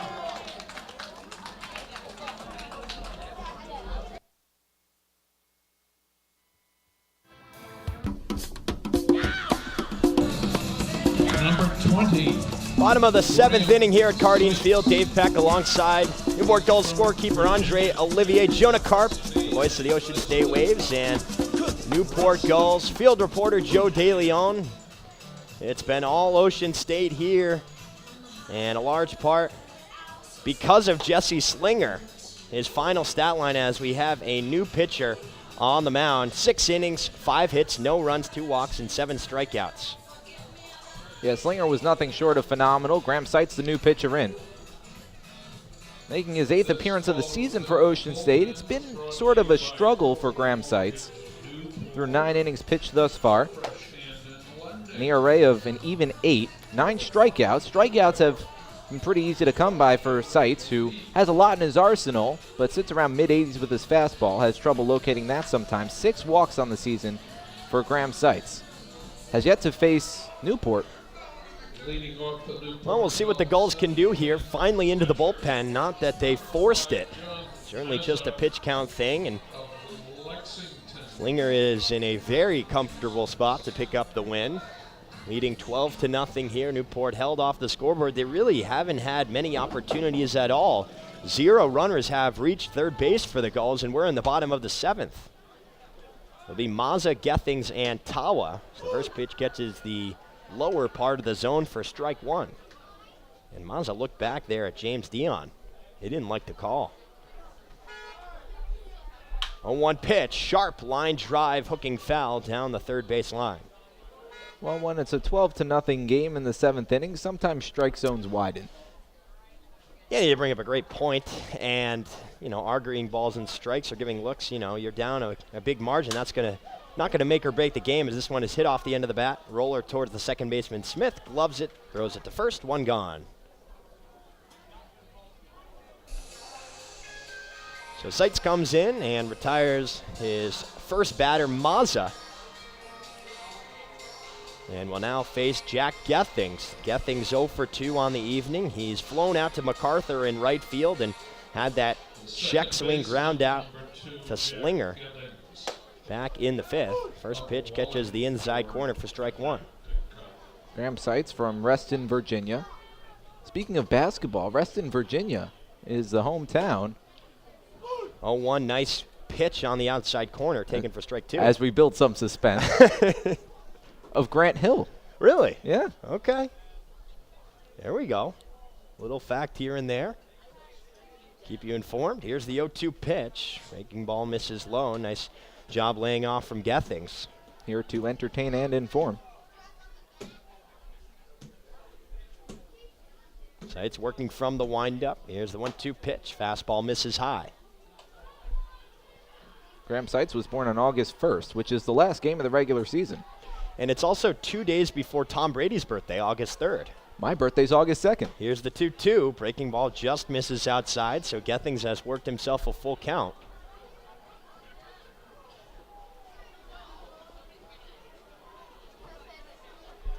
Here's the pitch. Fastball, that misses low, so nice job there by Gethings working the walk. He is on with 1 down here in the bottom of the 7th. Yeah, it's really been the problem for Graham Seitz. Mentioned the 6 walks over 9 innings. It's those prolonged innings. Still has yet to allow a hit to a leadoff batter all season long.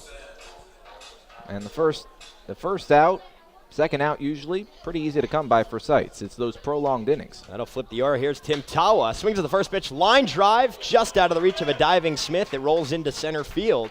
That'll be a single for Tawa. First hit of the ball game for the Stanford Cardinal. And their runners on first and second with 1 out. So showing fight. That's all you can ask for at this point for the Gulls. Try and build momentum. And, you still have a few innings left to try and claw something together. Obviously a huge mountain to climb, but little by little has got to be the approach. And, Mazza with the early ground out, but a nice at-bat from Gethings. Tawa jumps on the first pitch, and that brings up a hot Logan Harvey, who's 3 for 3 with a couple of doubles. Takes the first pitch curveball for a strike on the outside corner. Yeah, hey, the ball game's not over. The beauty of baseball. Can't just take a knee and run out the clock. Got a pitch to the end. Seitz now working from the stretch, sets the glove. Here's the 0-1. Slow grounder towards McAfee at short. Goes to second for 1. The relay from Smith is in time. A nice stretch there from English. The 6-4-3 double play puts a halt to any Newport rally. And Ocean State holds on to a 12-0 lead as we head to the 8th inning. 9 o'clock here on the Eastern Seaboard. We'll finish out the last 2. We'll see if Newport can claw themselves back into it right here on the NECBL Broadcast Network. Hey fans, are you ready for the next competition?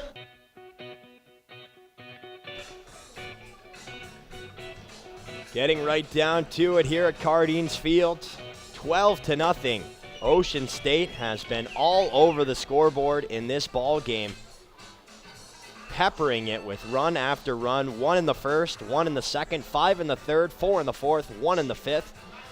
The last 2 rather, they have not scored, in large part is because of Austin Michelle. 2 quick 1-2-3 innings. Done a good job getting 7 through 9 and 1 through 3 out. We'll see what 4, 5, and 6 Ward, Dana, and Hodges can do here in the top of the 8th. First pitch to Ward is a curveball that misses low on the dirt for ball 1. Yeah, how about that? 2 1-2-3 innings in this game, and both coming for the Ocean State Waves. 1-0 pitch, high fastball for ball 2.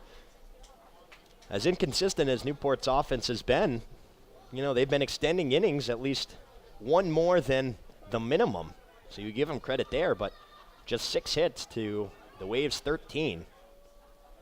And no runs. 2-0. Nice curveball drops in for strike 1. Ward has a couple of RBI, had the RBI double in the first, the RBI single in the third. Then the last 2 times he's grounded out to Gethings. 2-1. Another curveball. That one runs inside. So 3 balls and 1 strike here to Ward.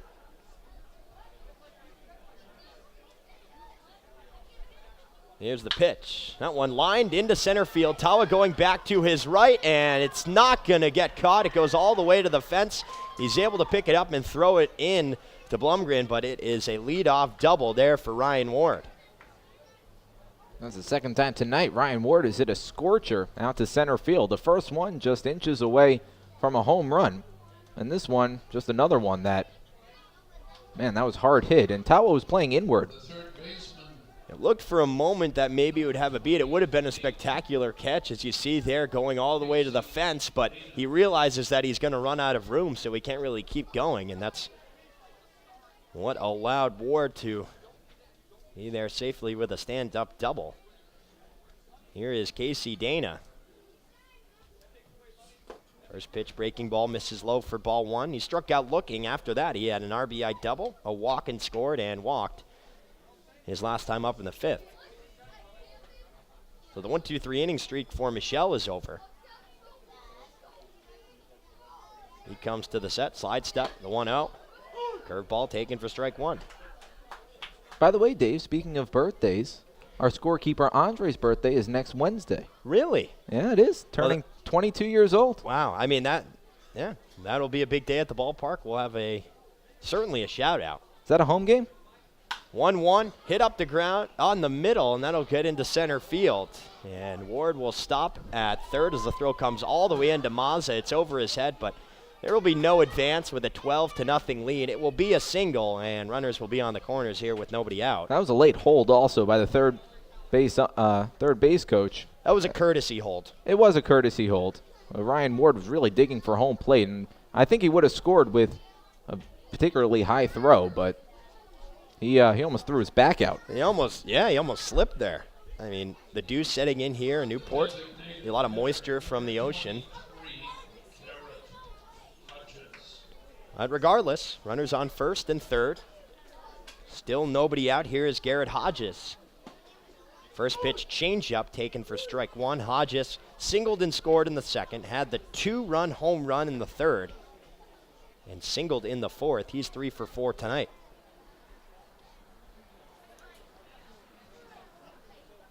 And your birthday is August 1st. You mentioned that. August 2nd. August 2nd. In between Tom Brady and Tom Brady. Curveball misses low for ball 1. In between Tom Brady and Graham Seitz.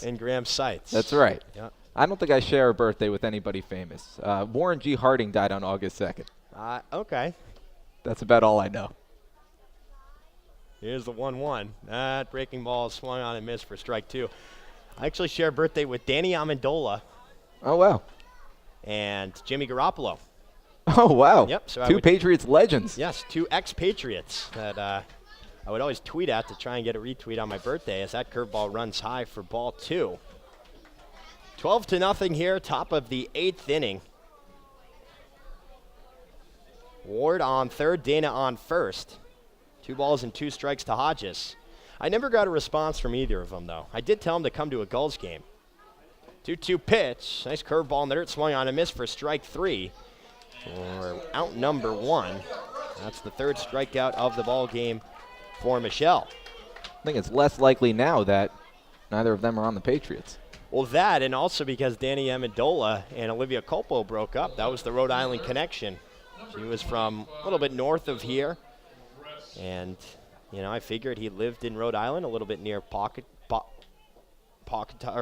Pawcatucket is in Connecticut, but here's Dylan Resk. First pitch misses low for ball 1. But I figured, you know, he's a sports guy. He's a baseball guy. Maybe he'd come down and, you know, grace us with his presence at a Gulls game. But, you know, he's down in Miami now, taking his talents down there. So, you know, all the best for him. 1-0 pitch. Another breaking ball catches the inside corner for strike 1. Resk is 0 for 4, couple of strikeouts, flew out to Tawa in center, and then popped out to Harvey his last time up. Ocean State threatening once again, already with a 12-0 lead. 1-1 pitch, curveball, chopped foul into the netting down the third baseline. The count will move to 1 ball and 2 strikes. A lot of nice bunting down the third baseline there, right on the stanchion. Got a good shot of that just a few days after 4th of July. 2 on, 1 out.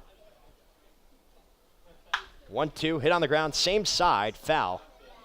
And we'll reset and do it again.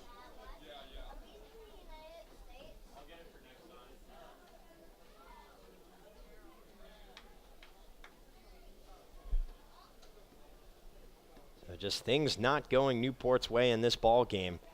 12-12 coming into it.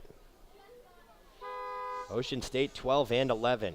Here's the 1-2. Inside out swing popped up. Shallow right field. Mangrum coming in. And it will drop between Mangrum and Gethings. The throw into second in time, so they get Dana. But scoring from third was Ward. It is now 13-0 Ocean State with now 2 outs, or 1 out rather, still in the inning. I'm surprised the infield fly rule wasn't called. Or 2 outs rather in the inning. Well, it was deep. It wasn't that deep. Yeah, it was an interesting call. You know, it was well into the outfield. I mean, Mangrum had a play on it. But also, you know, runners on first and third. That's going to be the first hit of the night for Dylan Resk. Will go down as a single, but there are 2 outs in the inning. First pitch to Uliana's in there for strike 1. That's a heads-up play by Mangrum. Dana really didn't have a choice. He had to wait to see if it was going to drop. With runners on first and second, maybe an infield fly as that curveball misses in the dirt for ball 1. I guess it's going to be ruled a fielder's choice, a 9-6 fielder's choice. Andre Olivier, our scorekeeper, always is sharp. He's always on top of it. There have been a lot of tricky plays, especially recently here at Cardines Field. He has not missed a beat. 1-1, breaking ball, waved and missed. Dave Peck alongside Jonah Karp. Andre Olivier, the scorekeeper of the Gulls, and Newport Gulls field reporter Joe DeLeon. Andre Olivier has one of the coolest names in the business. Yeah, it's every single time I say it, it is just, it puts a smile on my face. It's fun to say. Just rolls off the tongue. It is. It's a good time. It maybe Greek, Italian, I'm not necessarily sure.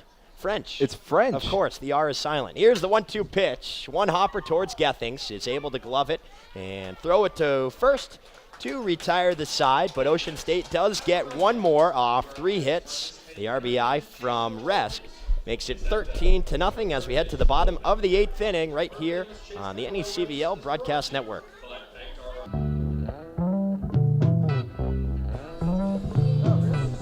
Bottom of the 8th inning here at Cardines Field.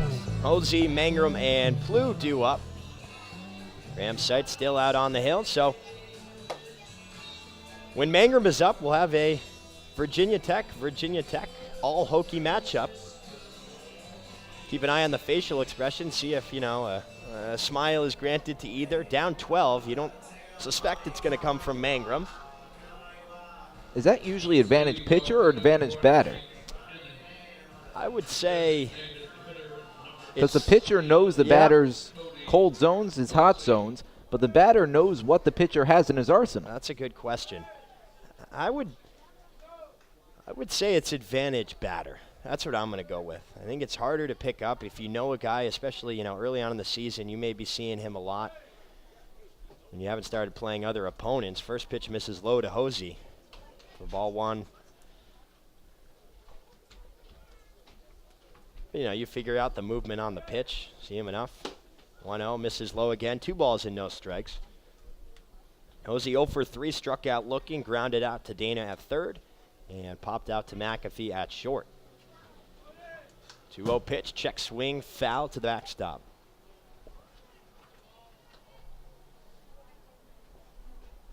Quiet game besides Logan Harvey. Still no Gulls reaching third base. The 2-1, breaking ball waved and missed for strike 2.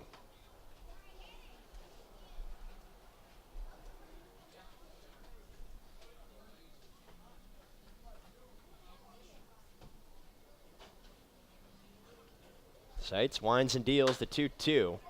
Chopped right side in fair territory. English gloves it, touches the bag himself, 1 gone.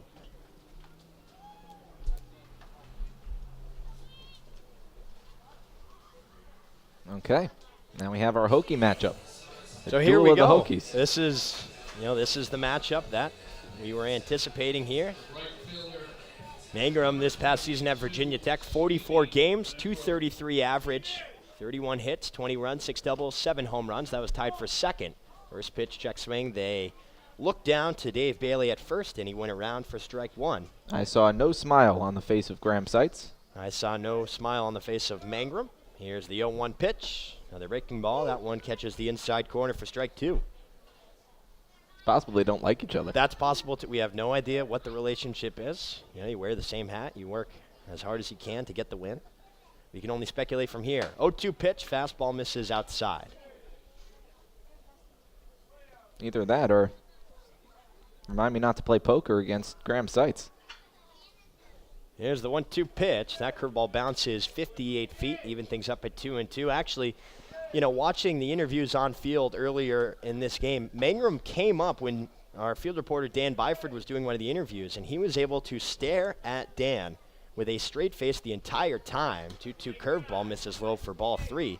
Trying to get in Dan's, you know, head, trying to rat him a little bit, but Stevie was just locked in, did not smile. I would have been laughing up there, but he does have a good poker face. 3-2 curveball misses low, so it's a 1-out walk. Mangrum is on for the first time. And I guess you say that the advantage in the Hokie matchup goes to Mangrum. Maybe a push might be more appropriate, but still he's on. Newport only with 6 hits in the ball game. Ocean State with 15. Down 13-0 here in the bottom of the 8th inning. 9-17 your time here on the Eastern Seaboard. And here's Dylan Plew. First pitch fastball misses high for ball 1. Plew is 0 for 3. He popped out to Dana at third, flew out to Resk in left field, and then struck out looking his last time up. Out of Washington State. That's from the left side. Here's the 1-0 pitch. It's a fastball that misses low for ball 2. Fans have quieted down here at Cardines, but at its peak, 2,637 fans in attendance. 2-0 pitch in there for strike 1. Nice curveball on the low and outside corner. I'd say that's pretty darn good for a Monday night. I'd say so too. You know, the heat isn't so bad that it's hard to get to the ballpark. As the 2-1 misses low for ball 3, but still warm enough to enjoy a night out at the field, and a nice breeze gusting 13 miles per hour from southwest. 3-1, foul to the backstop. Boy, do we have a gorgeous day to start the ball game. It was awesome. Yeah. It was one of the better ones. Yep, it was, and you know, it's maintained that still tonight. We'll hope the rest of the week is good weather. Last time I checked, it will be. Here's the 3-2 pitch. Fastball swung on and missed. Maybe caught a piece of it, but Uliana was able to hang on. And Plew is down for the 4th time. And there are 2 gone here in the 8th. Like 72, 73 degrees. Not a cloud in the sky to start. Can't get much better than that. And Newport's going to need it. They have 2 games on tomorrow. We have a game Wednesday, Thursday, Friday, and Saturday. Here's Gonzalez. First pitch is in there for strike one. And the slight breeze makes you appreciate having to come to the game wearing a suit. Yep, it does. You know, there have been a lot of hot days here, Johnny. You bring up a great point where, you know, wearing the jacket can be tough. 0-1 breaking ball just catches the inside corner, so Gonzalez is quickly behind 0-2. He struck out swinging in the second, walked in the fourth, and had a single in the sixth. One of just 6 hits for Newport. Goes behind 13-0, bottom of the 8th. 1 on, 2 outs. Here's the 0-2 pitch, lifted into right field. MacArthur going back, now able to settle under it, reach up, and make the catch to retire the side. So Mangrum walks, but he's stranded on first base. And once again, Newport not able to get anything going. We'll head to the 9th inning, 13-0, Waves on top, right here on the NECBL Broadcast Network.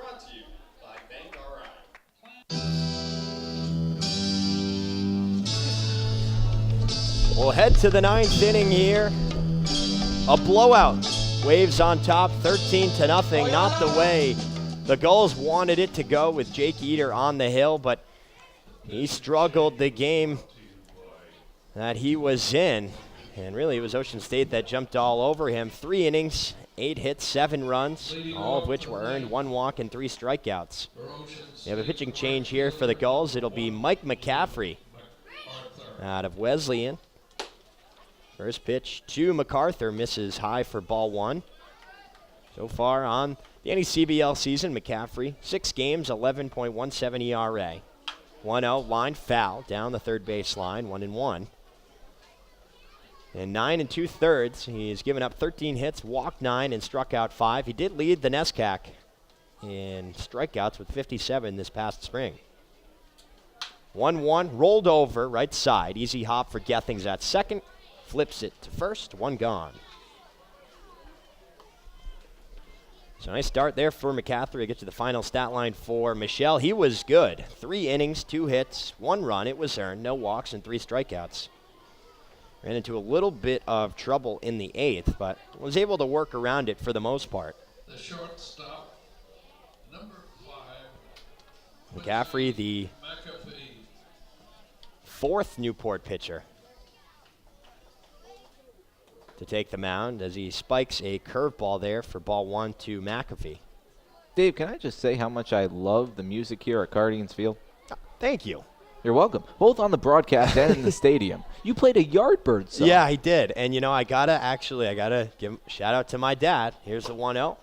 Fastball in there for strike 1. It was actually, Bowdoin was playing Middlebury this past spring, and, you know, the song playlist can get a little stale, and he was like, why don't you add a few more? I said, okay, give me some hits that will, you know, maybe please the parents, as that one misses high for ball 2. Not that I don't love this music, I do, but, you know, as for the most part, generationally, they're more into other genres, but he said the Yardbirds. Yeah. 2-1, lifted into right field. Mangrum started back, now comes in, reaches up, makes the catch, 2 gone. So quick 2 outs here for McCaffrey in the top of the 9th inning. And, yeah, you know, we've been riding this playlist, and anyone listening out there, if you have a recommendation, if you want to hear a song, you know, we'll get it up there for the next game. You can email the broadcast, and, you know, at that, we love to hear from anyone as well, anyone listening in around the country. You know, there are families from the West Coast, the South, Midwest, all around. Here's Grant English. First pitch, swung on and missed. Nice curveball in the dirt. For my money, the Yardbirds, one of the more underappreciated bands of the 1960s. Yeah, sure. A lot of talent came out of that band. Well, that's the, you know, they were going up against a lot of different groups, as that one is lined and just past the glove of McCaffrey. It'll get into center field, so English is able to extend the 9th with a 2-out single. Well, sure, they had to fight off the British invasion, the Beatles, the Rolling Stones, Pink Floyd. A lot of Pink Floyd played here at Guardians Field. You had the Beach Boys that were also involved in all that. You had the Byrds who came in. They were heavily influenced by the Beatles as well. Sure, the Monkees, the Who. Bob Dylan, that was, you know, when he was kind of transitioning. And eventually Led Zeppelin, which Jimmy Page came from. Jimmy Page came from the Yardbirds, so he has that connection. Here's Cullen Smith. First pitch misses outside for ball 1. Jimmy Page was a member of the Yardbirds. Eric Clapton was a member of the Yardbirds. Jeff Beck. Very cool. A lot of good history there. 1-0 pitch. Change up misses low for ball 2. I would say the 60s, late 60s, that's one of the betters. I also enjoyed the 70s when the Eagles came around. Yeah. Here's the 2-0. That curveball spiked in the dirt. And English will trot to second base. He advances 90 feet. The count is now 3 balls and no strikes. Still 2 down in the inning. English now standing on second. Waves with a 13-0 lead here in the top of the 9th. On the verge of improving to 13-11. Newport on the verge of falling to 12-13. That one misses low for ball 4. Newport has now been hovering around the 500 mark, trying to get back to a winning percentage, but it doesn't look like it's going to happen here tonight. Came into this game 3.5 games back of the Pilgrims, who lead the NECBL South, and just a half game back from the Waves, who own that 3rd spot, the last playoff spot. First pitch breaking ball to Ward, misses low for ball 1. But it'll be important tomorrow. 2 games against the Pilgrims at Forges Field. Very important. Here's the 1-0 pitch. Line softly into center field. Tawa can't get to it. It bounces in front of him, and now he has trouble. It gets behind him. Scoring easily is English, and Ward will just stop at second as Ward will stop at first as Smith stopped at second. But it's now 14-0.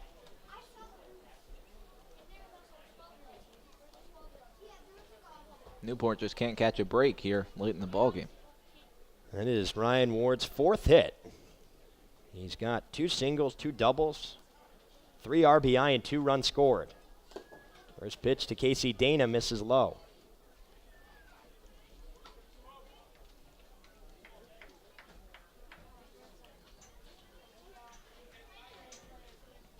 Dana with a double, a single, and a couple of walks. 1-0 misses inside. So after McCaffrey was able to get a quick first 2 outs, the single by English, then walked Smith, the single by Ward, and now he's quickly behind 2-0 here on Dana. Down 14 runs, just got to throw strikes. 2-0 pitch, hooking foul down the third baseline, 2-1. Maybe the song Help by the Beatles would be appropriate in this scenario. That's coming from Old Lyme, Connecticut. A recommendation there, but still a few weeks left. 2-1 curveball misses in the dirt. Do you take requests from yourself? This was actually from my sister. Oh, okay. Yeah. I see. Unfortunately, we can't just play it. We should ask fans to tweet at us using a hashtag. Yeah, you can follow us at Newport Gulls, Instagram, Twitter, Facebook, Snapchat, all of the above. 3-1 pitch, hooking down the left field line. That will land fair, roll all the way to the wall. Smith is being waved around. He will score. Ward is being waved around all the way from first. The throw in is not going to be in time. A close play, but it's now 16-0 with the 2 RBI double. And the Waves were just sending runners around, and that's part of the reason that Mike Coombs is not here. He got upset when Mystic did that on the game last Tuesday. He was tossed and suspended for 3 games, but, if you can't stop them, why should they slow down? 16-0 now in the top of the 9th. A couple of fans were upset. But McCaffrey just struggling here to get this final out. In steps Garrett Hodges. Struck out swinging his last time up. First pitch, curveball misses low. Not like the Waves utilizing their bench either. These are still the starters. Now Kevin Winterroad's going to come out. Can't be very pleased here. Entire infield will come in. See if there's anybody warming just to try and help McCaffrey out. There is not. He's got 2 outs. He just needs 1 more, and already not a situation where you necessarily need to go to the bullpen down 16 runs, but just trying to calm him down, really. Tell him to throw strikes and, play the percentages here. 18 hits for the Waves, 6 for Newport, 1 error for the Gulls, 0 for Ocean State. The Waves scored 1 run in the first, 2 runs in the first 2 innings. They scored 1 in the first, 1 in the second, 5 in the third, 4 in the fourth, 1 in the fifth. They were kept off the scoreboard for the 6th and 7th when Michelle had his rhythm going. Then they scored 1 in the 8th, and now they already have 3 here in the 9th. As Hodges swings over that curveball for strike 1. And all of them coming with 2 outs in the game. Well, even if you play the percentages, Garrett Hodges has hit left-handers pretty well all season long. Came into the game batting .300. 1-1, lifted deep to right center field. Tawa going back to his left, and it'll bounce off the Gulls sign on the wall.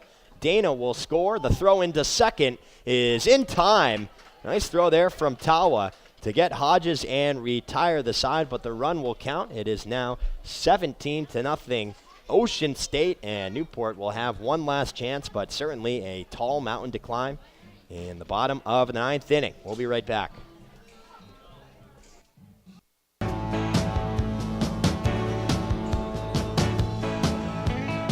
(17-0). Waves blowing out the Newport Gulls here as we head to the bottom of the 9th inning. One last shot here. Blumgren, Mazza, and Gethings due up in the inning, and they will face the new pitcher, Thad Harris. Yeah, Harris coming into the game, making his 10th appearance of the season, which is tied for the team lead among pitchers. A 6.75 ERA through 10 2/3, 7 strikeouts, 4 walks. First pitch is taken by Blumgren for strike 1. Nice pitch on the outside corner. Usually sits about 86 to 88 with his fastball. Blumgren singled in the second, then walked and struck out his last time up. 0-1 big, swing and a miss, now behind 0-2. Well, blew one right by Blumgren right there. But the Waves haven't needed to use high-velocity fastballs to get pitches by the Newport Gulls tonight. Still yet to have a 1-2-3 inning. The Waves are. That one is flared down the first base line, well out of play. Scored in every inning but just 2. Final stat line for Seitz: 2 innings, 1 hit, no runs, 2 walks, and 1 strikeout. Here's the 0-2 pitch. Curveball misses low.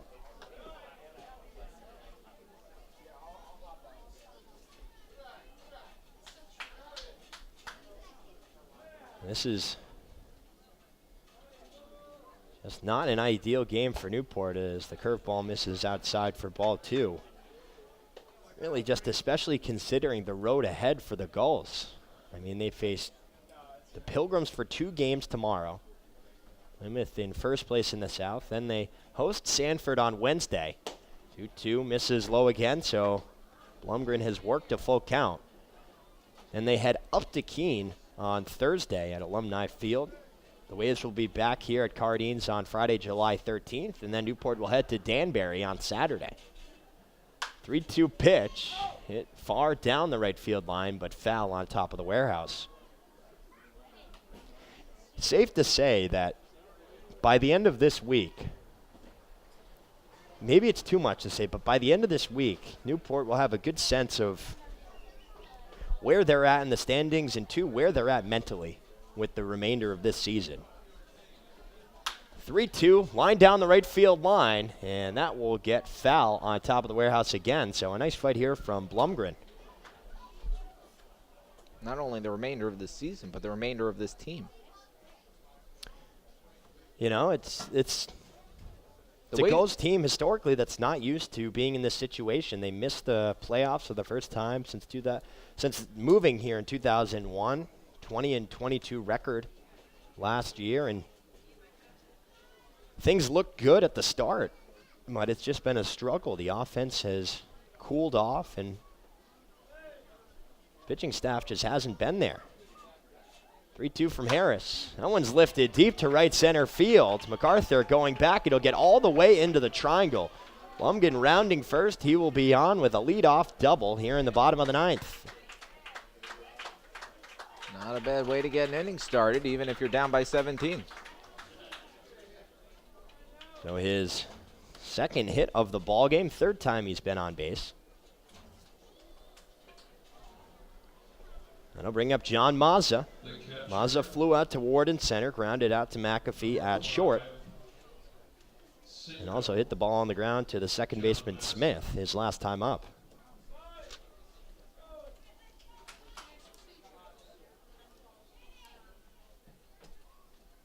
Harris from the stretch. This one hard hit towards the shortstop McAfee, who was able to catch it in the air to retire. Mazza diving to his left. What a nice play there from McAfee, and there's one gone. Well, McAfee had that played virtually perfect. Didn't have to make much of a dive, although that was pretty impressive either way. It was kind of one of those slow motion dives where you're trying to time it up a little bit. You've already committed to going down, but it's a matter of keeping yourself in the air long enough. Jack Gethings takes the first pitch curveball low for ball one. Gethings flew out to MacArthur and right, grounded out to was then Slinger back in the fifth and walked his last time up. Here's the 1-0 pitch. Nice breaking ball from Harris in there for strike one. John Mazza was from Calhoun, Georgia. Or, excuse me, Lexington, Massachusetts. 1-1 offering. Fastball taken for strike two. That one on the inner third as well. Thad Harris was from Calhoun, Georgia. I was looking up the home place of John Mazza while he was up to bat. Lexington, Massachusetts, the home of a Hall of Fame catcher. 1-2 hit up the middle off the knee of Harris, but it gets all the way into center field. Blumgren being waved around. He will score. It's an RBI single for Jack Gethings, and Newport is on the board 17-1 here in the bottom of the ninth, but showing some fight. And the Newport faithful appreciates that. Yeah, you love to see that. So it will not be a shutout here this evening. Number 1, Uno. That will flip the lineup here. Tim Tawa bats for the fifth time. He is 1 for 4 on the evening. First pitch curveball misses low. So John Mazza plays behind the dish for the Newport Gulls. A Hall of Fame catcher by the name of Carlton Fisk from the same hometown. From Lexington. From Lexington. 1-0 lifted right side of the infield. English backpedaling. He's called off by Smith, who's able to glove it for out number 2. I didn't know that Carlton was from the greater Boston area. The first baseman. Yeah, well, when it's a 17-1 ball game, you have time to look That's that up. You know, that's when, well, you could argue, you know, that's when you learn a lot of things that you might not learn. You know, you learn when Jonah's birthday is. You learn when Roger Federer's birthday is. Tom Brady as well. First pitch to Harvey misses low for ball one. Andre Olivier. Danny Amendola, why not? Here's the 1-0. That one's fouled over the Newport dugout. 1 ball and 1 strike. Harvey, the one bright spot offensively for Newport. Singled in the first, doubled in the third, doubled in the fifth. Did ground out into that 6-4-3 double play his last time up, though. As he lifts this one down the right field line, foul. Harris just 1 strike away from ending this ball game. Newport will fall to 12-13. Ocean State will improve to 13-11. Just a half game separated the two. Not anymore. Here's the 1-2 pitch. That one fouled down the right field line again.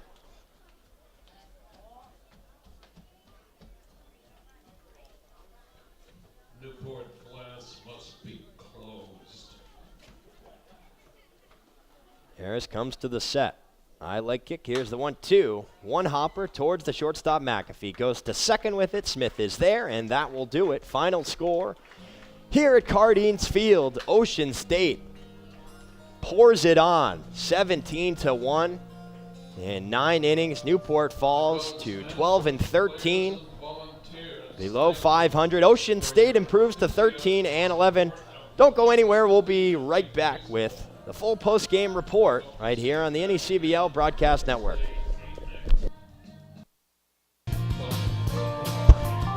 So Ocean State comes in and wins its second straight here at Cardines Field. They are now 3-1 head-to-head against the Gulls this season. And Jonah, it was just all waves all the time. A hurricane came in here to Cardines Field and took out the Gulls 17-1, 19 hits to Newport's 8. No errors for the Waves, 1 for the Gulls. Ocean State scored 1 in the first, 1 in the second, 5 in the third, 4 in the fourth, 1 in the fifth, 1 in the 8th, and 4 in the 9th. Newport getting their 1 run off the RBI single from Jack Gethings, but clearly by that point, just too little, too late. Picking up the loss is Jake Eater, 3 innings, 8 hits, 7 runs, 1 walk, 3 strikeouts, and the winning pitcher tonight for the Waves, it was Jesse Slinger, 6 innings, 5 hits, no runs, 2 walks, and 7 strikeouts. Boy, did we expect this? Not necessarily, but, we've said it and I've talked about it with a lot of other broadcasters. I was mentioning it to Jack O'Mara of Danbury. It's just been a wacky year, very hard to find a rhythm and figure out kind of what's going on in this Southern Division. And, I think that's part of the reason why it's so close here. But, a statement victory for the Waves tonight. Yeah, and I think the score says it all. And also, between these two teams, every single game has been a blowout of some fashion. Which is very surprising because especially in the beginning of this Pell Bridge series when both these teams were vying for first place in the Southern Division, but still two of the more formidable offensive teams. The fact that one of them chooses not to show up offensively in a given game is a bit surprising, and this one was all in favor of Ocean State. Can't be said enough about the pitching for Jesse Slinger and Graham Seitz, and eventually Thad Harris closing things out. Did give up a run, but looked good. The pitching overall for the Ocean State Waves tonight, just as good as the offense. Well, that's the thing. We were talking about the offense the entire time, but Slinger came out and he was firing on all cylinders, mixing up his pitches. And the story early on, the thing that gave Ocean State the lead was they were so aggressive on the base paths early on. Eater was not quick to the plate. They were running. They were first looking him time and time again, being able to pick up his rhythm and how he was, trying to mix up his look. He ended up not because they were able to get some good jumps, and that's kind of where it started. And after that, they just ran away with it. Newport again falls to 12-13. Ocean State improves to 13-11 for the rest of the post-game report. We'll send things over to Newport Gulls field reporter Joe DeLeon. Thank you, Dave. And before we go into a breakdown of the game, we're just going to take a quick peek at the scores around the league in the NECBL. As I touched upon previously, during the 6th inning, the Winnipesaukee Muskrats had a surprising victory of the New Bedford Bay Sox by a score of 5-2. And then the Sanford Mainers would be the victor. Sorry, actually, they're tied against the Keene Swamp Bats 3-3 in the bottom of the 9th in a very tight game, as it was tight earlier on when I spoke about their matchup. The Plymouth Pilgrims ended up beating the Danbury Westerners, who have continued to struggle as of late and sit at the bottom of the Northern Division. And the Plymouth Pilgrims ended up getting the victory by a score of 5-1. And then finally, the Vermont Mountaineers would beat the very hot Valley Blue Sox, the final score of 7-4. Now, across the board, there were a lot of struggles for this Newport Gulls teams. It all started with Jake Eater, who only managed 3 innings pitched, in which he allowed 7 earned runs, 8 hits, all of which were the most out of any of the pitchers that appeared in today's games. And then Michael Kirian also did not have a very good contribution, and within the 2 innings that he played, 5 hits, 2 earned runs and 5 runs that were allowed on him, but he did manage 1 strikeout. And additionally, Austin Michelle was the only bright spot amongst the pitchers, had 3 strikeouts and had back-to-back 1-2-3 innings, but his consistency ended up breaking as he ended up giving up 1 run in his 3rd and final inning. As far as the batting goes, there was really only one main guy producing any offensive production, Logan Harvey being that guy, 5 for 3 on the night, which is 600 batting average, contributes and adds to his season batting average. But if you look across the board, we only had 3 players who recorded 1 hit, that being Tim Tawa, Jason Gonzalez, and Jack Gethings.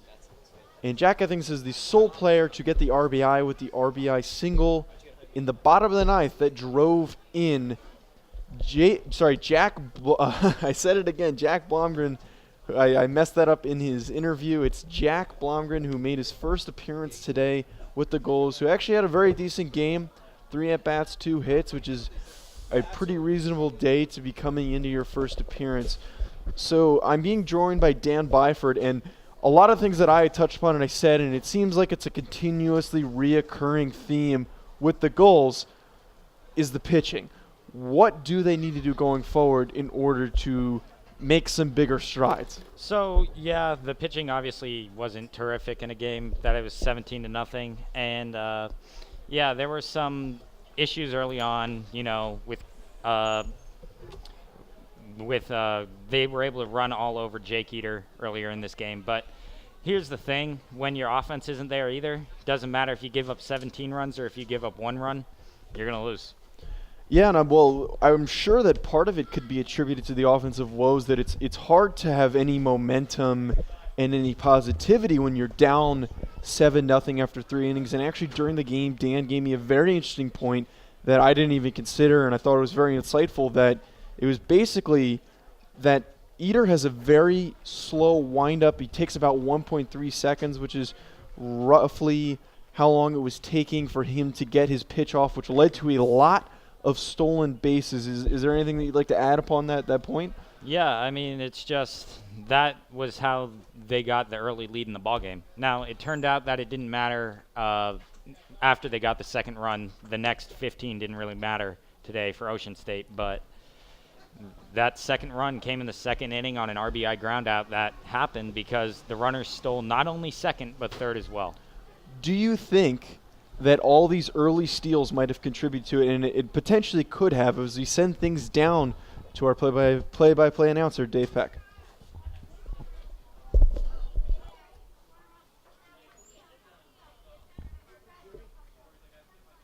Thanks, guys. Once again, your final score here from Cardines Field. Ocean State 17, Newport 1. The Gulls dropped to 12-13 on the year, 1-3 head-to-head against the Waves. They'll next be in action for a doubleheader tomorrow at Forges Field against the Plymouth Pilgrims, and back home on Wednesday when they host the Sanford Mainers at 6:35. I'd like to thank everyone a part of this broadcast. Our executive producer, Tom Lima, Shannon Carlson, our producer, Nick Bello, our graphics designer. On-site engineer tonight was Aram Layton, with Dan Byford, our social media coordinator. Madison Gilman, Jake Elmsey, and Patrick Hook were all on camera for us this evening. Andre Olivier was our statistician. Joe DeLeon was our field reporter. And for the voice of the Ocean State Waves, Jonah Karp, I'm Dave Peck saying so long from the city by the sea.